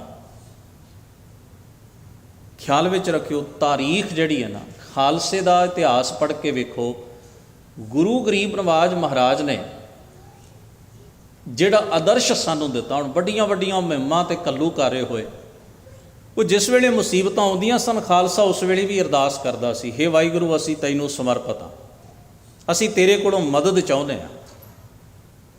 ਤੇ ਖਾਲਸਾ ਉਸ ਮੁਸੀਬਤ ਦੇ ਵਿੱਚ ਜਿਸ ਵੇਲੇ ਫਸ ਕੇ ਉਹਦੇ ਵਿੱਚੋਂ ਨਿਕਲ ਜਾਂਦਾ ਤੇ ਬੇਤਹਾਸ਼ਾ ਕਈ ਜਗ੍ਹਾ ਤੇ ਨੁਕਸਾਨ ਵੀ ਹੋ ਜਾਂਦਾ, ਤਾਂ ਉਹ ਜਿਸ ਅਰਦਾਸ ਤੋਂ ਬਾਅਦ ਜਿਹੜੀ ਮੁਸ਼ਕਲ ਹੈ ਤੇ ਮੁਸ਼ਕਲ ਤੋਂ ਬਾਅਦ ਦਾ ਜਿਹੜਾ ਸਮਾਂ ਹੈ, ਉਹਦੇ ਵਿੱਚ ਉਹਨਾਂ ਦੇ ਉਲਾਂਭਾ ਨਹੀਂ ਸੀ ਹੁੰਦਾ। ਇਹ ਗੱਲ ਨੁਕਤਾ ਸਮਝਣ ਵਾਲਾ ਹੈ ਕਿ ਉਹਨਾਂ ਸਾਹਮਣੇ ਬਹੁਤ ਵੱਡੀ ਕ੍ਰਿਟੀਕਲ ਸਿਚੁਏਸ਼ਨ ਪੈਦਾ ਹੋ ਗਈ, ਉਹਨਾਂ ਅਰਦਾਸ ਕੀਤੀ। ਅਰਦਾਸ ਵਿੱਚ ਉਹਨਾਂ ਨੇ ਮਦਦ ਮੰਗੀ, ਹੈ ਅਕਾਲ ਪੁਰਖ ਵਾਹਿਗੁਰੂ ਅਸੀਂ ਤੈਨੂੰ ਸਮਰਪਿਤ ਹਾਂ, ਸਾਨੂੰ ਚੜ੍ਹਦੀ ਕਲਾ ਤੇ ਜਿੱਤ ਪ੍ਰਦਾਨ ਕਰ। ਘਟਨਾ ਵਾਪਰ ਗਈ, ਘੱਲੂਘਾਰਾ ਵਾਪਰ ਰਿਹਾ, ਹੁਣ ਉਹਦੇ ਵਿੱਚ ਜਾਨੀ ਤੇ ਮਾਲੀ ਨੁਕਸਾਨ ਹੋ ਗਿਆ। ਉਸ ਤੋਂ ਬਾਅਦ ਖਾਲਸਾ ਫਿਰ ਇਕੱਠਾ ਹੁੰਦਾ ਹੈ ਤੇ ਉਹ ਫਿਰ ਅਰਦਾਸ ਕਰਦਾ ਹੈ, ਤੇ ਉਦੋਂ ਅਰਦਾਸ ਕਰਦਾ, ਹੈ ਅਕਾਲ ਪੁਰਖ ਵਾਹਿਗੁਰੂ ਭਾਣਾ ਮੰਨਣ ਦਾ ਬਲ ਬਖਸ਼ਣਾ। ਉਲਾਂਭਾ ਨਹੀਂ, ਇਹ ਨਹੀਂ ਆਖਿਆ ਵੀ ਤੈਨੂੰ ਤਾਂ ਅਸੀਂ ਅਰਦਾਸ ਕੀਤੀ ਸੀ, ਤੂੰ ਸਾਡੀ ਸੁਣੀ ਕਿਉਂ ਨਾ, ਸਾਡਾ ਤਾਂ ਇੰਨਾ ਨੁਕਸਾਨ ਹੋ ਗਿਆ, ਹੈ ਵਾਹਿਗੁਰੂ ਕੀ ਲਾਭ ਹੋਇਆ ਧਰਮ ਦੇ ਰਾਹ ਦੇ ਉੱਤੇ ਚੱਲਣ ਦਾ, ਕੀ ਲਾਭ ਹੋਇਆ ਤੇਰੇ ਸਾਹਮਣੇ ਅਰਦਾਸ ਕਰਨ ਦਾ। ਨਹੀਂ, ਉਹਨਾਂ ਦੀ ਜਿੱਤ ਦੇ ਅਰਥ ਹੀ ਹੋਰ ਸਨ। ਜਿੱਤਿਆ ਕੋਈ ਐਵੇਂ ਨਹੀਂ ਜਾਂਦਾ ਵੀ ਉਹਦੇ ਵਿੱਚ ਤੁਹਾਡਾ ਗਵਾਚੇ ਕੁਝ ਨਾ ਤੇ ਤੁਸੀਂ ਤਾਂ ਜੇਤੂ। ਜੇਤੂ ਤੇ ਤੁਹਾਡਾ ਵਿਹਾਰ ਹੈ। ਤੁਸੀਂ ਡਿੱਗੇ ਨਹੀਂ, ਡੋਲੇ ਨਹੀਂ, ਝੁਕੇ ਨਹੀਂ, ਟੁੱਟੇ ਨਹੀਂ, ਇਹੀ ਜਿੱਤ ਹੈ ਸਭ ਤੋਂ ਵੱਡੀ। ਬਾਕੀ ਤਾਂ ਸਾਰੀ ਦੁਨੀਆ ਆਉਣ ਜਾਣ ਵਾਲੀ ਹੈ। ਇਹ ਤਾਂ ਖੇਡ ਹੈ। ਪਰਮੇਸ਼ਰ ਵਾਹਿਗੁਰੂ ਦੀ ਆਵਨ ਜਾਨ ਇੱਕ ਖੇਲ ਬਣਾਇਆ, ਆਗਿਆਕਾਰੀ ਕੀਨੀ ਮਾਇਆ। ਇਹ ਤਾਂ ਸਭ ਚਲਾਏਮਾਨ ਪਸਾਰਾ ਹੈ। ਉਹਦਾ ਉਲਾਂਭਾ ਤਾਂ ਉਹਦਾ ਸ਼ਿਕਵਾ ਨਹੀਂ। ਆਖਿਆ ਹੇ ਅਕਾਲ ਪੁਰਖ ਵਾਹਿਗੁਰੂ ਤੇਰੀ ਮਦਦ ਚਾਹੁੰਦੇ ਆ। ਅਤੇ ਮਦਦ ਕੀ ਹੈ? ਇਹ ਪ੍ਰਮਾਣ ਹੈ ਮਦਦ ਦਾ ਵੀ ਇੰਨੇ ਜ਼ਿਆਦਾ ਘੋਰ ਸੰਕਟ ਨੂੰ ਹੰਢਾਉਣ ਤੋਂ ਬਾਅਦ ਵੀ, ਨੁਕਸਾਨ ਉਠਾਉਣ ਤੋਂ ਬਾਅਦ ਵੀ ਉਹ ਖਾਲਸਾ ਜਿਸ ਵੇਲੇ ਅਰਦਾਸ ਵਿੱਚ ਜੁੜਦਾ ਹੈ ਤੇ ਕਹਿੰਦਾ ਇਹ ਵਾਹਿਗੁਰੂ ਭਾਣਾ ਮੰਨਣ ਦਾ ਬਲ ਬਖਸ਼ਿਸ਼ ਕਰਨਾ, ਤੁਹਾਡੀ ਰਜ਼ਾ ਵਿੱਚ ਰਾਜ਼ੀ ਰਹਿ ਸਕੀਏ। ਤੇ ਫਿਰ ਉਹ ਚੜ੍ਹਦੀ ਕਲਾ ਵਿੱਚ ਉਹੀ ਆਨੰਦ ਦਾ ਪਾਠ ਕਰਕੇ ਤੇ ਉਹੀ ਜਕਾਰਾ ਗਜਾਉਂਦਾ ਜਿਹੜਾ ਉਹਨੇ ਮੁਸ਼ਕਲ ਤੋਂ ਪਹਿਲਾਂ ਮਦਦ ਮੰਗਣ ਵੇਲੇ ਗਜਾਇਆ। ਉਹਦੀ ਜਿੱਤ ਦੇ ਅਰਥ ਹੀ ਹੋਰ ਨੇ। ਉਹਦੇ ਵਾਸਤੇ ਉਲਾਂਭਾ, ਅਰਦਾਸ ਉਲਾਂਭਾ ਨਹੀਂ, ਅਰਦਾਸ ਸਮਰਪਣ ਹੋਣਾ ਹੈ। ਆਪਣਾ ਵਜੂਦ ਉਹਨੂੰ ਭੇਟਾ ਕਰ ਦੇਣਾ ਹੈ ਤੇ ਫਿਰ ਉਹਦੇ ਦਿੱਤੇ ਹੋਏ ਰਿਜ਼ਲਟ ਦੇ ਉੱਤੇ ਨਿਸ਼ਚਾ ਵੀ ਰੱਖਣਾ। ਸਮਰਪਣ ਹੋਣ ਦਾ ਅਰਥ ਇਹ ਹੈ ਡੀਲ ਕਰਨਾ ਨਹੀਂ, ਉਲਾਂਭਾ ਦੇਣਾ ਨਹੀਂ। ਜਿੱਥੇ ਉਲਾਂਭਾ ਆ ਗਿਆ ਅਰਦਾਸ ਨਹੀਂ ਰਹਿ ਗਈ। ਉਹ ਤਾਂ ਅਸੀਂ ਡੀਲ ਕਰਨ ਲੱਗੇ ਸਾਂ, ਨਹੀਂ ਪੂਰੀ ਚੜ੍ਹੀ ਤੇ ਅਸੀਂ ਉਲਾਂਭਾ ਦੇਣ ਲੱਗ ਪਏ। ਉਹ ਤਾਂ ਇਹਦਾ ਮਤਲਬ ਇਹ ਹੋਇਆ। ਸਤਿਗੁਰੂ ਪਾਤਸ਼ਾਹ ਫਰਮਾਉਂਦੇ ਨੇ ਮਨ ਰੇ ਪ੍ਰਭ ਕੀ ਸ਼ਰਨ ਵਿਚਾਰੋ। ਤੇ ਸਤਿਗੁਰੂ ਨੇ ਉਦਾਹਰਨਾਂ ਦਿੱਤੀਆਂ ਨੇ ਪੁਰਾਤਨ ਮਿੱਥ ਦੀਆਂ, ਪੌਰਾਣਿਕ ਕਥਾਵਾਂ ਦੀਆਂ। ਹਜ਼ੂਰ ਸਤਿਗੁਰੂ ਆਖਦੇ ਨੇ ਜੇ ਸਿਮਰਤ ਗਨਕਾ ਸੀ ਉਧਰੀ ਤਾ ਕੋ ਜਸ ਉਰ ਧਾਰੋ। ਗਨਕਾ ਇੱਕ ਕਰੈਕਟਰ ਹੈ, ਇੱਕ ਕਿਰਦਾਰ ਹੈ ਪੁਰਾਣਿਕ ਕਥਾਵਾਂ ਦੇ ਵਿੱਚ। ਉਹ ਮੰਦੇ ਅਮਲ ਕਮਾਉਂਦੀ ਹੈ, ਬਦ ਕਿਰਦਾਰੀ ਕਰਦੀ ਹੈ। ਪਰ ਕੋਈ ਮਨੁੱਖ ਉਸ ਨੂੰ ਐਸੇ ਸਮੇਂ ਵਿੱਚ ਜਿੱਥੇ ਉਸ ਨੂੰ ਬਦ ਕਿਰਦਾਰੀ ਕਰਨ ਦਾ ਜਿਸ ਦਿਨ ਕੋਈ ਗਾਹਕ ਨਹੀਂ ਮਿਲਦਾ, ਉਸ ਦਿਨ ਉਹ ਕਿਸੇ ਨੇਕ ਪੁਰਖ ਦੇ ਕੋਲ ਚਲੀ ਜਾਂਦੀ ਹੈ। ਉਹਦੇ ਮਨ ਦੀ ਭਟਕਣਾ ਤੇ ਦਸ਼ਾ ਨੂੰ ਵੇਖ ਕੇ ਉਹਨੂੰ ਕਿਸੇ ਨੇਕ ਪਾਸੇ ਵਾਲੇ ਲਾ ਦਿੰਦਾ ਵੀ ਤੂੰ ਰੱਬ ਰੱਬ ਕਰਿਆ ਕਰ, ਇਸ ਪੰਛੀ ਨੂੰ ਪੜ੍ਹਾ ਦਿਆ ਕਰ। ਐਸੀ ਕਥਾ ਹੈ, ਪੁਰਾਣਿਕ ਕਥਾ। ਉਥੋਂ ਦੇ ਜੀਵਨ ਨੂੰ ਮੋੜਾ ਪੈਣਾ ਸ਼ੁਰੂ ਹੋ ਜਾਂਦਾ ਹੈ। ਬੰਦੇ ਦੇ ਅੰਦਰ ਹਮੇਸ਼ਾ ਦੋ ਸੰਭਾਵਨਾਵਾਂ ਰਹਿੰਦੀਆਂ ਨੇ, ਚੇਤੇ 'ਚ ਰੱਖਿਓ। ਉਹਦੇ ਮੰਦੇ ਪਾਸੇ ਡਿੱਗ ਪੈਣ ਦੀ ਵੀ ਸੰਭਾਵਨਾ ਉਹਦੇ ਅੰਦਰ ਸਦਾ ਹੀ ਬਣੀ ਰਹਿੰਦੀ ਹੈ ਅਤੇ ਉਹਦੇ ਚੰਗੇ ਬਣਨ ਦੀ ਸੰਭਾਵਨਾ ਵੀ ਸਦਾ ਹੀ ਬਣੀ ਰਹਿੰਦੀ ਹੈ। ਕਿਸੇ ਨੂੰ 100% ਨਾ ਦੁਰਕਾਰਿਆ ਜਾ ਸਕਦਾ ਅਤੇ ਨਾ 100% ਐਕਸੈਪਟ ਕੀਤਾ ਜਾ ਸਕਦਾ। ਅਸੀਂ ਸੰਸਾਰ ਨੂੰ ਇੱਕ ਅੱਖ ਨਾਲ ਵੇਖਣ ਦਾ ਯਤਨ ਕਰ ਰਹੇ ਹਾਂ। ਅਸੀਂ ਦੂਜਾ ਪੱਖ ਨਹੀਂ ਵੇਖਦੇ। ਅਸੀਂ ਕਿਸੇ ਮਨੁੱਖ ਦੀ ਗਲਤੀ ਚੁੱਕਦੇ ਹਾਂ ਅਤੇ ਕਿਸੇ ਦਾ ਗੁਣ ਚੁੱਕਦੇ ਹਾਂ, ਇਹ ਨਹੀਂ ਵੇਖਦੇ। ਦੋਵੇਂ ਸੰਭਾਵਨਾਵਾਂ ਹੀ ਬਿਖ ਅੰਮ੍ਰਿਤ ਕਰਤਾਰ ਉਪਾਏ ਸੰਸਾਰ ਬਿਰਖ ਕੋ ਦੋਏ ਫੜ ਲਾਏ। ਚੰਗਾ ਕਰਦਾ ਕਰਦਾ ਬੰਦਾ ਵੀ ਥਿੜਕ ਸਕਦਾ ਹੈ, ਪੋਸੀਬਿਲਿਟੀ ਹੈ। ਇਸ ਲਈ ਸਦਾ ਨੇਕ ਸੰਗਤ ਮਾਣਦੇ ਰਹੋ ਤਾਂ ਕਿ ਉਹ ਅੰਦਰ ਦੀ ਡਿਜ਼ੀਜ਼ ਜਿਹੜੀ ਹੈ ਜਾਂ ਤਿਲਕਣ ਦੀ ਸੰਭਾਵਨਾ ਉਹ ਘਟ ਜਾਏ। ਇਸ ਨੂੰ ਕਿਹਾ ਜੋ ਸੁਣਾਓ ਸਮੁੰਦਰ ਮੈਂ ਕਿਆ ਜਾਣੋ ਕਿ ਦਾਵਾ ਕੀ ਹੈ? ਕੀ ਦਾਵਾ ਹੈ ਜੀਵਨ ਦੇ ਵਿੱਚ? ਕੋਈ ਦਾਵਾ ਹੈ ਵੀ ਮੈਂ ਗਲਤੀ ਨਹੀਂ ਕਰਾਂਗਾ, ਮੈਂ ਭੁੱਲ ਨਹੀਂ ਕਰਾਂਗਾ? ਕੀ ਪਤਾ ਮਨ ਦੇ ਅੰਦਰੋਂ ਕਿਹੜਾ ਖਿਆਲ ਵਜ਼ਨੀ ਹੋ ਜਾਏ, ਜ਼ੋਰ ਪਾ ਲੈ ਤਾਂ ਬੰਦੇ ਨੂੰ ਕਿੱਧਰ ਥਿੜਕਣਾ ਪੈ ਜਾਏ। ਸਾਹਿਬ ਨੇ ਕਿਹਾ ਨਹੀਂ ਮਾਟੀ ਕਾ ਕਿਆ ਧੁੱਪ ਹੈ ਸੁਆਮੀ ਮਾਨਸ ਕੀ ਗਾਤੇ ਹੀ। ਸੰਗਤ, ਅਰਦਾਸ, ਬਾਣੀ, ਉਪਦੇਸ਼, ਚੰਗੇ ਲੋਕਾਂ ਦੀ ਸੋਭਤ 'ਚ ਬੈਠਣਾ, ਗੁਣਾਂ ਦੀ ਗੁਣ ਗ੍ਰਹਿਣ ਕਰਦੇ। ਇਹ ਇਸੇ ਕਰਕੇ ਸਤਿਗੁਰੂ ਨੇ ਸਾਨੂੰ ਇਹ ਸਾਰੀਆਂ ਬਖਸ਼ਿਸ਼ਾਂ ਬਾਣੀ 'ਚ ਦ੍ਰਿੜ ਕਰਾਈਆਂ ਨੇ ਵੀ ਸਾਡੇ ਅੰਦਰ ਪਾਪ ਵਾਲੇ ਪਾਸੇ ਜਾਣ ਦੀ ਸੰਭਾਵਨਾ ਘਟ ਜਾਏ, ਮੁੱਕ ਜਾਏ। ਅਤੇ ਹੁਣ ਦੂਜਾ ਪੱਖ ਵੇਖੋ, ਕੋਈ ਮੰਦੇ ਰਾਹ 'ਤੇ ਚੱਲ ਰਿਹਾ ਅਤੇ ਅਸੀਂ ਤਾਂ ਕੇਵਲ ਇੰਨਾ ਹੀ ਕਰ ਸਕਦੇ ਹਾਂ ਨਾ ਵੀ ਉਸ ਬੰਦੇ ਦੇ ਮੰਦੇ ਰਾਹ 'ਤੇ ਚੱਲਣ ਨੂੰ ਭੰਡਦੇ ਰਹੀਏ ਅਤੇ ਭੰਡਦੇ ਰਹੀਏ ਅਤੇ ਭੰਡਦੇ ਹੀ ਰਹੀਏ। ਇਹਦੇ ਨਾਲ ਕੀ ਬਦਲਣ ਵਾਲਾ? ਉਹ ਤਾਂ ਆਪਣਾ ਕੰਮ ਕਰੀ ਜਾ ਰਿਹਾ। ਅਸੀਂ ਕੀ ਯਤਨ ਕੀਤਾ ਸਹੀ? ਅਸੀਂ ਚੰਗੀ ਕੋਸ਼ਿਸ਼ ਕੀ ਕੀਤੀ ਹੈ? ਅਸੀਂ ਕੀ ਇਹੋ ਜਿਹਾ ਇਨਵਾਇਰਮੈਂਟ ਸਿਰਜਿਆ ਜਿਹਦੇ ਵਿੱਚ ਕਿਸੇ ਮੰਦੇ ਬੰਦੇ ਨੂੰ ਵੀ ਚੰਗਾ ਬਣਨ ਦਾ ਮੌਕਾ ਮਿਲ ਸਕੇ? ਕੋਈ ਕੀਤਾ ਨਹੀਂ। ਸਮਾਜ ਦਾ ਦਸਤੂਰ ਇਹੋ ਜਿਹਾ। ਸਤਿਗੁਰੂ ਗੁਰੂ ਨਾਨਕ ਮਹਾਰਾਜ ਜੇ ਲੋਕਾਂ ਦੀ ਸੁਣਦੇ ਤਾਂ ਮੇਰਾ ਖਿਆਲ ਨਹੀਂ ਵੀ ਉਹ ਸੱਜਣ ਕੋਲ ਜਾਂਦੇ। ਸਾਡੇ ਵਰਗੀਆਂ ਸਲਾਹਾਂ ਵੀ ਦਿੱਤੀਆਂ ਹੋਣਗੀਆਂ, ਮਹਾਰਾਜ ਤੁਸੀਂ ਉਹਦੇ ਕੋਲ ਕੀ ਲੈਣ ਜਾਣਾ, ਉਹ ਤਾਂ ਬੰਦਾ ਚੰਗਾ ਨਹੀਂ, ਉਹ ਤਾਂ ਸਹੀ ਕੰਮ ਨਹੀਂ ਕਰਦਾ, ਉਹ ਤਾਂ ਠੱਗੀਆਂ ਮਾਰਦਾ, ਉਹਦਾ ਤਾਂ ਬੜਾ ਆਲੇ ਦੁਆਲੇ ਦੇ ਵਿੱਚ ਬਦਨਾਮ ਹੈ ਉਹ ਬੰਦਾ। ਤੇ ਗੁਰੂ ਨਾਨਕ ਸਾਹਿਬ ਸੱਚੇ ਪਾਤਸ਼ਾਹ ਤਾਂ ਇਹੀ ਆਖਦੇ ਹੋਣਗੇ ਨਾ ਵੀ ਫਿਰ ਤਾਂ ਉਹਦੇ ਕੋਲ ਜਾਣਾ ਜ਼ਰੂਰੀ ਹੈ, ਯਤਨ ਤੇ ਕਰਨਾ ਚਾਹੀਦਾ। ਤੇ ਸਤਿਗੁਰੂ ਗਏ ਤੇ ਕਿੱਡਾ ਵੱਡਾ ਪਰਉਪਕਾਰ ਹੋਇਆ। ਅੱਜ ਇਤਿਹਾਸ ਦੀ ਇੱਕ ਐਗਜ਼ੈਂਪਲ, ਏਡੀ ਵੱਡੀ ਸਾਖੀ ਸਾਨੂੰ ਸਦੀਆਂ ਤੋਂ ਇੱਕ ਸੇਧ ਪ੍ਰਦਾਨ ਕਰਦੀ ਆ ਰਹੀ। ਸਤਿਗੁਰੂ ਕਿਸੇ ਨੂੰ ਨਕਾਰਦੇ ਨਹੀਂ। ਸਤਿਗੁਰ ਸਭਨਾਂ ਦਾ ਭਲਾ ਮਨਾਏਂਦਾ ਤਿਸ ਦਾ ਬੁਰਾ ਕਿਉਂ ਹੋਏ।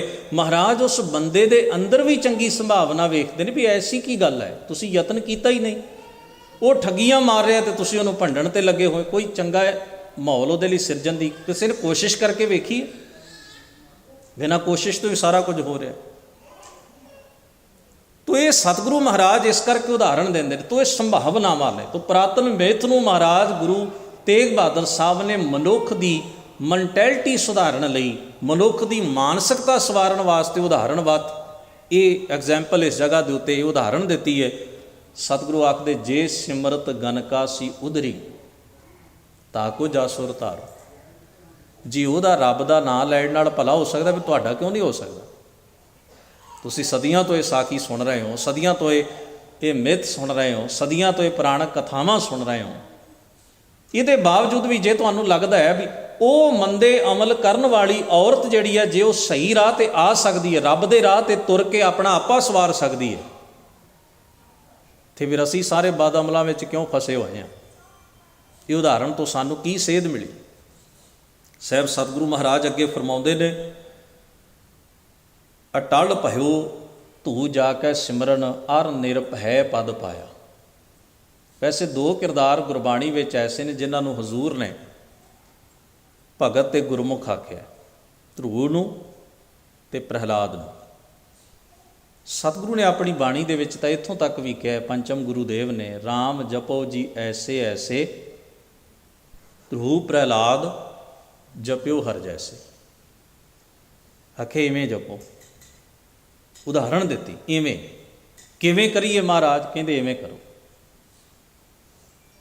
ਹੁਣ ਸਤਿਗੁਰੂ ਸੱਚੇ ਪਾਤਸ਼ਾਹ ਇੱਥੇ ਕਹਿੰਦੇ ਨੇ, ਅਟਲ ਭਇਓ ਧਰੂ ਜਾ ਕੇ ਸਿਮਰਨ। ਅਟਲ ਦਾ ਮਤਲਬ ਹੁੰਦਾ ਹੈ ਸਦੀਵ ਕਾਲੀ, ਵਡਿਆਈ ਦਾ ਪਾਤਰ ਬਣ ਗਿਆ, ਸ਼ੋਭਾ ਦਾ ਪਾਤਰ ਬਣ ਗਿਆ। ਕਿਸ ਦੇ ਸਿਮਰਨ ਨਾਲ? ਪਰਮੇਸ਼ਰ ਵਾਹਿਗੁਰੂ ਦੇ ਚਿੰਤਨ ਨਾਲ। ਅਰ ਨਿਰਭੈ ਪਦ ਪਾਇਆ, ਵਾਸ਼ਨਾ ਤੋਂ ਮੁਕਤ ਉੱਚੀ ਆਤਮਿਕ ਅਵਸਥਾ ਹਾਸਲ ਕਰ ਲਈ। ਗੱਲ ਕੀ ਸੀ? ਪੁਰਾਣਕ ਕਥਾ ਹੈ, ਉਹਦੇ ਮੁਤਾਬਕ ਮਤਰੇਈ ਮਾਂ ਨੇ ਬੋਲੀ ਮਾਰੀ ਤੇ ਘਰ ਛੱਡ ਕੇ ਚਲਿਆ ਗਿਆ। ਤੁਸੀਂ ਇਹਦੇ ਬੇਸ ਨੂੰ ਸਮਝਣਾ। ਸਤਿਗੁਰੂ ਮਹਾਰਾਜ ਨੇ ਫੋਰ ਐਗਜ਼ਾਮਪਲ ਗੱਲ ਕੀਤੀ ਹੈ ਤੇ ਇਹਦੀ ਸਪਿਰਿਟ ਇਸ ਕਥਾ ਦੀ ਆਪਣੇ ਇਸ ਸ਼ਬਦ ਵਿੱਚ ਸਾਨੂੰ ਸਮਝਾਉਣ ਤੇ ਸਿੱਧੇ ਰਾਹ ਤੇ ਲਿਆਉਣ ਵਾਸਤੇ ਉਹਦੀ ਵਰਤੋਂ ਕੀਤੀ, ਤੱਤ ਦੀ, ਨਿਚੋੜ ਦੀ। ਮਗਰੋਂ ਉਸ ਨੂੰ ਆਫਰਾਂ ਵੀ ਹੋਈਆਂ ਵੀ ਰਾਜ ਸਾਂਭ ਲੈ। ਕਹਿਣ ਲੱਗਿਆ, ਹੁਣ ਤਾਂ ਮੈਨੂੰ ਇਵੇਂ ਲੱਗਦਾ ਹੈ ਵੀ ਇਹ ਬੜੀ ਤੁੱਛ ਚੀਜ਼ ਹੈ ਮੇਰੇ ਸਾਹਮਣੇ। ਕੋਈ ਗੱਲ ਨਹੀਂ, ਜੇ ਮੈਂ ਰਾਜ ਕੀਤਾ ਤਾਂ ਵੀ ਕੀ ਹੈ, ਜੇ ਮੇਰੇ ਭਰਾ ਨੇ ਕੀਤਾ ਤਾਂ ਵੀ ਕੀ ਹੈ। ਹੁਣ ਇਹ ਇਸ ਖਾਹਿਸ਼ ਤੋਂ ਬਹੁਤ, ਤੇ ਜੇ ਕੋਈ ਹੋਰ ਹੁੰਦਾ ਤੇ ਲੜ ਮਰਦਾ ਆਪਣੇ ਭਰਾ ਨਾਲ। ਦੋ ਭਰਾਵਾਂ 'ਚ ਖਾਨਾ ਜੰਗੀ ਹੁੰਦੀ। ਉਹਨੇ ਕਿਹਾ ਬਸ ਭਰਾ ਰਾਜ ਕਰੇ, ਵਧੀਆ ਕਰੇ, ਮੈਂ ਇਹ ਚਾਹੁੰਦਾ। ਰਾਜ ਉਹ ਕਰੇ ਜਾਂ ਮੈਂ ਕਰਾਂ, ਗੱਲ ਇੱਕੋ ਹੀ ਹੈ, ਪਰ ਉਹ ਨਿਆਂਕਾਰੀ ਰਾਜਾ ਹੋਵੇ, ਬਸ ਇੰਨੀ ਗੱਲ ਹੈ। ਕੀ ਹੋਇਆ? ਜੇ ਆਪਣੇ ਸਕੇ ਬਾਪ ਦੀ ਗੋਦ ਮੈਨੂੰ ਘਰ ਦੇ ਕਲੇਸ਼ ਕਰਕੇ ਨਹੀਂ ਮਿਲ ਸਕੀ, ਪਰ ਪਰਮ ਪਿਤਾ ਵਾਹਿਗੁਰੂ ਕਿਸੇ ਨੂੰ ਦੁਰਕਾਰਦਾ ਨਹੀਂ। ਉਹ ਸਭਨਾਂ ਨੂੰ ਆਪਣੇ ਆਗੋਸ਼ ਵਿੱਚ ਲੈਂਦਾ। ਮੈਨੂੰ ਉਹਦਾ ਨਿੱਘ ਹੈ, ਉਹਦੀ ਨੇੜਤਾ ਦਾ ਅਹਿਸਾਸ ਹੈ। ਕਿੱਡੀ ਵੱਡੀ ਪਹੁੰਚ ਹੋ ਗਈ, ਕਿੱਡਾ ਉੱਚਾ ਸਟੇਟਸ ਸਿਰਜਿਆ ਗਿਆ, ਕਿੰਨੀ ਉੱਚੀ ਜ਼ਿੰਦਗੀ ਬਣ ਗਈ। ਸਤਿਗੁਰੂ ਨੇ ਭਗਤ ਕਿਹਾ।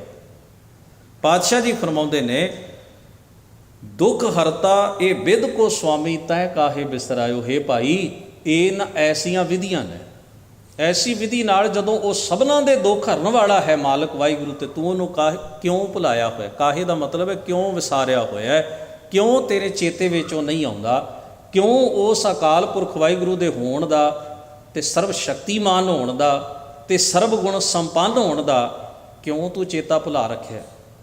ਫਿਰ ਸਤਿਗੁਰੂ ਅਗਲੀ ਉਦਾਹਰਣ ਦਿੰਦੇ ਨੇ। ਮਹਾਰਾਜ ਕਹਿੰਦੇ ਨੇ, ਜਬ ਹੀ ਸ਼ਰਨ ਗਹੀ ਕਿਰਪਾ ਨਿਧ, ਗੱਜ ਗਰਾਹ ਤੇ ਛੂਟਾ। ਗੱਜ ਹਾਥੀ ਨੂੰ ਕਹਿੰਦੇ ਨੇ। ਇਸ ਦੇ ਬਦਲਵੇਂ ਬੜੇ ਸ਼ਬਦ ਬਾਣੀ 'ਚ ਵਰਤੇ ਗਏ, ਫੀਲ, ਕੁੰਚਰ, ਹਾਥੀ, ਹਸਤੀ। ਇਹ ਸਾਰੇ ਸ਼ਬਦ ਜਿਹੜੇ ਨੇ ਇਹ ਹਾਥੀ ਵਾਸਤੇ ਵਰਤੇ ਗਏ। ਗੱਜ, ਗੱਜ ਗਰਾਹ ਤੇ ਛੂਟਾ। ਦੇਵਤਿਆਂ ਦਾ ਰਾਗੀ ਸੀ, ਗਵਈਆ। ਪੁਰਾਣਕ ਕਥਾ ਮੁਤਾਬਕ ਕਿਸੇ ਕਾਰਨ ਸ਼ਰਾਬ ਮਿਲਿਆ ਤੇ ਇਸ ਨੂੰ ਹਾਥੀ ਦੀ ਜੂਨ ਮਿਲ ਗਈ। ਆਪਣੇ ਕੀਤੇ ਕਰਮ ਦਾ ਖਮਿਆਜਾ ਭੁਗਤ ਰਿਹਾ ਤੇ ਇੱਕ ਛੱਪੜ ਦੇ ਵਿੱਚ, ਇੱਕ ਸਰੋਵਰ ਦੇ ਵਿੱਚ ਤੰਦੂਏ ਨੇ ਇਸ ਨੂੰ ਜਕੜ ਲਿਆ। ਇੱਕ ਕਮਲ ਫੁੱਲ ਭੇਟਾ ਕਰਦਾ, ਉਸੇ ਦੇ ਵਿੱਚੋਂ ਤੇ ਮਦਦ ਲਈ ਗੁਹਾਰ ਲਾਉਂਦਾ। ਸਤਿਗੁਰੂ ਦੇ ਬਚਨ ਬੜੇ ਡੀਪਲੀ, ਡੂੰਘਾਈ ਨਾਲ ਸਮਝਣ ਵਾਲੇ ਨੇ। ਜਿੱਥੇ ਸਤਿਗੁਰੂ ਕਹਿੰਦੇ ਨੇ, ਜਾ ਕੋ ਮੁਸ਼ਕਲ ਅੱਤ ਬਣੇ ਢੋਈ ਕੋਏ ਨਾ ਦੇ, ਲਾਗੂ ਹੋਏ ਦੁਸ਼ਮਣਾ ਸਾਗ ਪੇ ਭੱਜ ਕਲੇ, ਸਭੋ ਭੱਜੈ ਆਸਰਾ ਚੁੱਕੈ, ਸਭ ਸਰਾਓ ਚੇਤੇ ਆਵੇ ਉਸ ਪਾਰ ਬ੍ਰਹਮ ਲੱਗੈ ਨਾ ਤਤੀ ਵਾਓ, ਸਾਹਿਬ ਨਿਤਾਣਿਆਂ ਕਾ ਤਾਣ। ਜਿੱਥੇ ਦੁਨੀਆ ਦੇ, ਮਨੁੱਖਾਂ ਦੇ, ਤਾਕਤਾਂ ਦੇ, ਹਰ ਚੀਜ਼ ਦੇ ਆਸਰੇ ਤੁਹਾਡੇ ਖਤਮ ਹੋ ਜਾਣ, ਸਤਿਗੁਰੂ ਆਖਦੇ ਨੇ ਨਿਤਾਣਿਆਂ ਨੂੰ ਤਾਣ ਬਖਸ਼ਣ ਵਾਲਾ, ਆਤਮਿਕ ਬਲ ਦੇਣ ਵਾਲਾ ਉਹ ਪਰਮੇਸ਼ਰ ਵਾਹਿਗੁਰੂ ਆਪ ਹੈ। ਅਸੀਂ ਉਸ ਬਲ ਦੀ ਵਰਤੋਂ ਕਰਦੇ ਨਹੀਂ ਆਪਣੇ ਜੀਵਨ ਵਿੱਚ। ਇਸੇ ਕਰਕੇ ਧੋਖੇ ਤੇ ਜ਼ਾਲ ਸਾਜ਼ੀਆਂ ਵਿੱਚ ਫਸਦੇ ਰਹਿੰਦੇ ਹਾਂ। ਗਰੀਬ ਨਵਾਜ਼ ਪਾਤਸ਼ਾਹ ਨੇ ਇਸ ਮਿੱਥ ਦਾ ਇੱਕ ਅਨੁਭਵ ਵਰਤਿਆ, ਸਪਿਰਿਟ ਵਰਤੀ ਹੈ। ਪਾਤਸ਼ਾਹ ਮਹਾਰਾਜ ਜੀ ਕਹਿੰਦੇ ਨੇ, ਜਬ ਹੀ ਸ਼ਰਨ ਗਹੀ ਕਿਰਪਾ ਨਿਧ, ਕਿਰਪਾ ਦੇ ਖਜ਼ਾਨੇ ਪਰਮੇਸ਼ਰ ਦੀ ਸ਼ਰਨ, ਉਹਦੇ ਸਾਹਮਣੇ ਸਮਰਪਿਤ ਹੋ ਜਾਓ, ਗੱਜ ਗਰਾਹ ਤੇ ਛੂਟਾ। ਮਹਿਮਾ ਨਾਮ ਕਹਾ ਲੋ ਬਰਨੋ, ਨਾਮ ਕਹਿਤ ਰਾਮ ਕਹਿਤ ਬੰਧਨ ਤੇ ਟੂਟਾ। ਸਤਿਗੁਰੂ ਕਹਿੰਦੇ, ਮੈਂ ਉਸ ਪਰਮੇਸ਼ਰ ਦੀ ਮਹਿਮਾ ਦਾ ਕੀ ਬਖਾਨ ਕਰਾਂ। ਮੈਂ ਤਾਂ ਇਹ ਸਮਝਦਾ ਵੀ ਅਸੀਂ ਸਾਰੇ ਕਿਤੇ ਨਾ ਕਿਤੇ ਜਕੜੇ ਹੋਏ, ਜੀ ਕਾ ਬੰਧਨ ਕਰਮ ਵਿਆਪਾ। ਅਸੀਂ ਕਰਮਾਂ ਦੇ ਬੰਧਨ ਵਿੱਚ ਆ ਸਾਰੇ, ਸੰਸਾਰ ਦੇ ਸਰੋਵਰ ਵਿੱਚ, ਕਰਮਾਂ ਦੀ ਜਗੜ ਵਿੱਚ ਫਸੇ ਹੋਏ ਆ। ਕਿਹਾ ਨਹੀਂ ਮਹਾਰਾਜ ਨੇ, ਤਿਤ ਸਰਵਰੜੈ ਭਈ ਲੈ ਨਿਵਾਸਾ, ਪਾਣੀ ਪਾਵਕ ਤਿਨਹਿ ਕੀਆ, ਪੰਕ ਜੋ ਮੋਹ ਪੱਗ ਨਹੀਂ ਚਾਲੇ ਹਮ ਦੇਖਾ। ਸਾਡੀ ਉਸ ਹਾਥੀ ਨਾਲੋਂ ਕੋਈ ਵੱਖਰੀ ਅਵਸਥਾ ਥੋੜ੍ਹੀ, ਫਸੇ ਤੇ ਅਸੀਂ ਵੀ ਪਏ ਹਾਂ। ਸੰਸਾਰ ਨੂੰ ਸਰੋਵਰ ਕਹਿ ਤੇ ਮੋਹ ਦਾ ਚਿੱਕੜ ਕਹਿ, ਪਰ ਫਰਕ ਇੰਨਾ ਹੈ, ਉਹ ਕਥਾ ਕਹਿੰਦੀ ਹੈ ਵੀ ਉਸਨੇ ਪਰਮੇਸ਼ਰ ਆਰਾਧਿਆ ਤੇ ਉਹ ਛੁੱਟ ਗਿਆ। ਤੇ ਸਤਿਗੁਰੂ ਸਾਨੂੰ ਚੇਤਾ ਕਰਾਉਂਦੇ ਨੇ, ਤੂੰ ਵੀ ਮੋਹ ਦੇ ਤੰਦੂਏ ਤੋਂ ਛੁੱਟ ਜਾਏਗਾ, ਸੰਸਾਰ ਦੇ ਸਰੋਵਰ ਚੋਂ ਨਿਕਲ ਜਾਏਗਾ। ਸਤਿਗੁਰੂ ਆਖਦੇ, ਤੂੰ ਵੀ ਵਿਕਾਰਾਂ ਦੀ ਜ਼ਿੰਦਗੀ ਚੋਂ ਬਾਹਰ ਆ ਜਾਏਗਾ, ਜੇ ਤੂੰ ਉਸ ਮਾਲਕ ਵਾਹਿਗੁਰੂ ਨੂੰ ਪੂਰੀ ਯਕੀਨ ਸਿਮਰ ਲਵੇਂ ਤਾਂ। ਮਹਿਮਾ ਨਾਮ ਕਹਾ ਲੋ ਬਰਨੋ, ਰਾਮ ਕਹਿਤ ਬੰਧਨ ਤੇ ਟੂਟਾ। ਤੇਰੇ ਬੰਧਨ ਵੀ ਟੁੱਟ ਸਕਦੇ ਨੇ। ਉਹ ਕਿਹੜੇ ਬੰਧਨ ਨੇ? ਜੀ ਕਾ ਬੰਧਨ ਕਰਮ ਵਿਆਪੈ। ਨਾਨਕ ਔਗਣ ਜੇਤੜੇ ਤੇਤੇ ਗਲੀ ਜੰਜ਼ੀਰ, ਜੇ ਗੁਣ ਹੋਣ ਤਾਂ ਕੱਟੀਆਂ ਸੇ ਭਾਈ ਸੇ ਵੀਰ। ਹਜ਼ੂਰ ਪਾਤਸ਼ਾਹ ਅਗਲੀ ਉਦਾਹਰਣ ਵਿੱਚ ਕਹਿੰਦੇ ਨੇ, ਅਜਾ ਮਲ ਪਾਪੀ ਜਗ ਜਾਣੈ, ਨਿਮਖ ਮਾਹੇ ਨਿਸਤਾਰਾ। ਵੇਖੋ, ਮੈਂ ਪਹਿਲਾਂ ਬਿਨਾਂ ਕੀਤੀ ਸੀ ਨਾ, ਸੰਭਾਵਨਾਵਾਂ ਹੁੰਦੀਆਂ, ਉੱਤੇ ਗਨਕਾ ਦੀ ਉਦਾਹਰਣ ਹੈ। ਮੰਦੇ ਅਮਲ ਕਰਨ ਵਾਲੀ ਨੇਕ ਰਾਹ ਤੇ ਚੱਲ ਪਈ। ਤੇ ਇੱਕ ਪਾਸੇ ਇਹ ਵੀ ਉਦਾਹਰਣ ਹੈ, ਪੜ੍ਹਿਆ ਲਿਖਿਆ ਵਿਦਵਾਨ ਬ੍ਰਾਹਮਣ ਕਨੌਜ ਦਾ ਰਹਿਣ ਵਾਲਾ। ਇਹ ਵੀ ਮਿਥਕ ਉਦਾਹਰਣ ਹੈ, ਪੁਰਾਣ ਕਥਾ ਹੈ। ਉਹ ਰੋਜ਼ ਜਾਂਦਾ ਸੀ ਉਪਦੇਸ਼ ਦੇਣ ਵਾਸਤੇ, ਤੇ ਉਸ ਦੇ ਉਸਤਾਦ ਨੇ ਕਿਹਾ ਵੀ ਤੂੰ ਫਲਾਣੇ ਰਾਹ ਥਾਣੀ ਨਹੀਂ ਜਾਣਾ। ਸ਼ਾਇਦ ਉਹਨੂੰ ਲੱਗਿਆ ਹੋਏਗਾ ਵੀ ਅਜੇ ਮਾਨਸਿਕ ਤੌਰ ਤੇ ਕੱਚਾ ਹੈ, ਥਿੜਕਣ ਦੀ ਸੰਭਾਵਨਾ ਹੈ। ਉਸਤਾਦ ਦੀ ਗੱਲ ਨਾ ਮੰਨੀ। ਜਿਸ ਰਾਹ ਤੋਂ ਉਹ ਗੁਜ਼ਰਦਾ ਸੀ, ਉੱਥੇ ਇੱਕ ਐਸੀ ਔਰਤ ਸੀ ਜਿਹੜੀ ਬਦ ਕਿਰਦਾਰੀ ਵਿੱਚ ਗ੍ਰਸਤ ਹੈ। ਉਸ ਦੇ ਰੂਪ ਦੇ ਜਾਲ ਵਿੱਚ ਫਸਦਾ, ਉਸ ਨਾਲ ਵਿਆਹ ਵੀ ਕਰਾ ਲੈਂਦਾ। ਜ਼ਿੰਦਗੀ ਦਾ ਸਫ਼ਰ ਉਲਟੀ ਦਿਸ਼ਾ ਨੂੰ ਚੱਲ ਪੈਂਦਾ। ਫਿਰ ਉਹ ਕੀ ਕਰਦਾ ਹੈ? ਉਸ ਅਕਾਲ ਪੁਰਖ ਵਾਹਿਗੁਰੂ ਦਾ ਆਰਾਧਨ ਕਰਦਾ। ਖੈਰ, ਪੁਰਾਣ ਕਥਾ, ਮੈਂ ਉਹਦੇ ਵਿੱਚ ਬਹੁਤਾ ਵਿਆਖਿਆ ਵਿੱਚ ਨਾ ਜਾਵਾਂ। ਸਤਿਗੁਰੂ ਮਹਾਰਾਜ ਕਹਿੰਦੇ ਨੇ, ਇੱਕ ਧਰਮ ਪੁਸਤਕਾਂ ਪੜ੍ਹਨ ਵਾਲਾ, ਇੱਕ ਗਿਆਨੀ ਤੇ ਵਿਦਵਾਨ ਜਦੋਂ ਥਿੜਕਣ ਤੇ ਲੱਗਦਾ ਤੇ ਉਹ ਵੀ ਥਿੜਕ ਜਾਂਦਾ ਹੈ, ਤੇ ਥਿੜਕਣ ਤੋਂ ਬਾਅਦ ਉਹਦੇ ਸੰਭਲਣ ਦੀ ਸੰਭਾਵਨਾ ਵੀ ਫੇਰ ਹੈ। ਦੇਖੋ ਜਗਤ ਕੈਸੀ ਤਿਲਕਣਬਾਜ਼ੀ ਹੈ। ਇਸੇ ਲਈ ਤਾਂ ਕਿਹਾ ਨਾ ਵੀ ਇੱਥੇ ਕਿਸੇ ਨੂੰ ਰੰਕ ਨਾ ਸੀ ਆ ਕੋਏ, ਰੰਕ ਦਾ ਮਤਲਬ ਹੈ ਗਰੀਬ। ਗਰੀਬ ਕੱਲਾ ਦੌਲਤ ਕਰਕੇ, ਕਰਮ ਕਰਕੇ, ਸੁਭਾਅ ਕਰਕੇ, ਗੁਣਾ ਕਿਸੇ ਪੱਖੋਂ ਵੀ ਕੋਈ ਗਰੀਬ ਹੋ ਸਕਦਾ। ਰੰਕ ਨਾ ਹਸੀਐ ਕੋਏ, ਅਜੋ ਸੋ ਨਾਉ ਸਮੁੰਦਰ ਮੈਂ, ਕਿਹਾ ਜਾਨੋ ਕਿਆ ਹੋਏ। ਅਜੇ ਤਾਂ ਤੇਰੀ ਬੇੜੀ ਵੀ ਕਿਸੇ ਕਿਨਾਰੇ ਨਹੀਂ ਲੱਗੀ,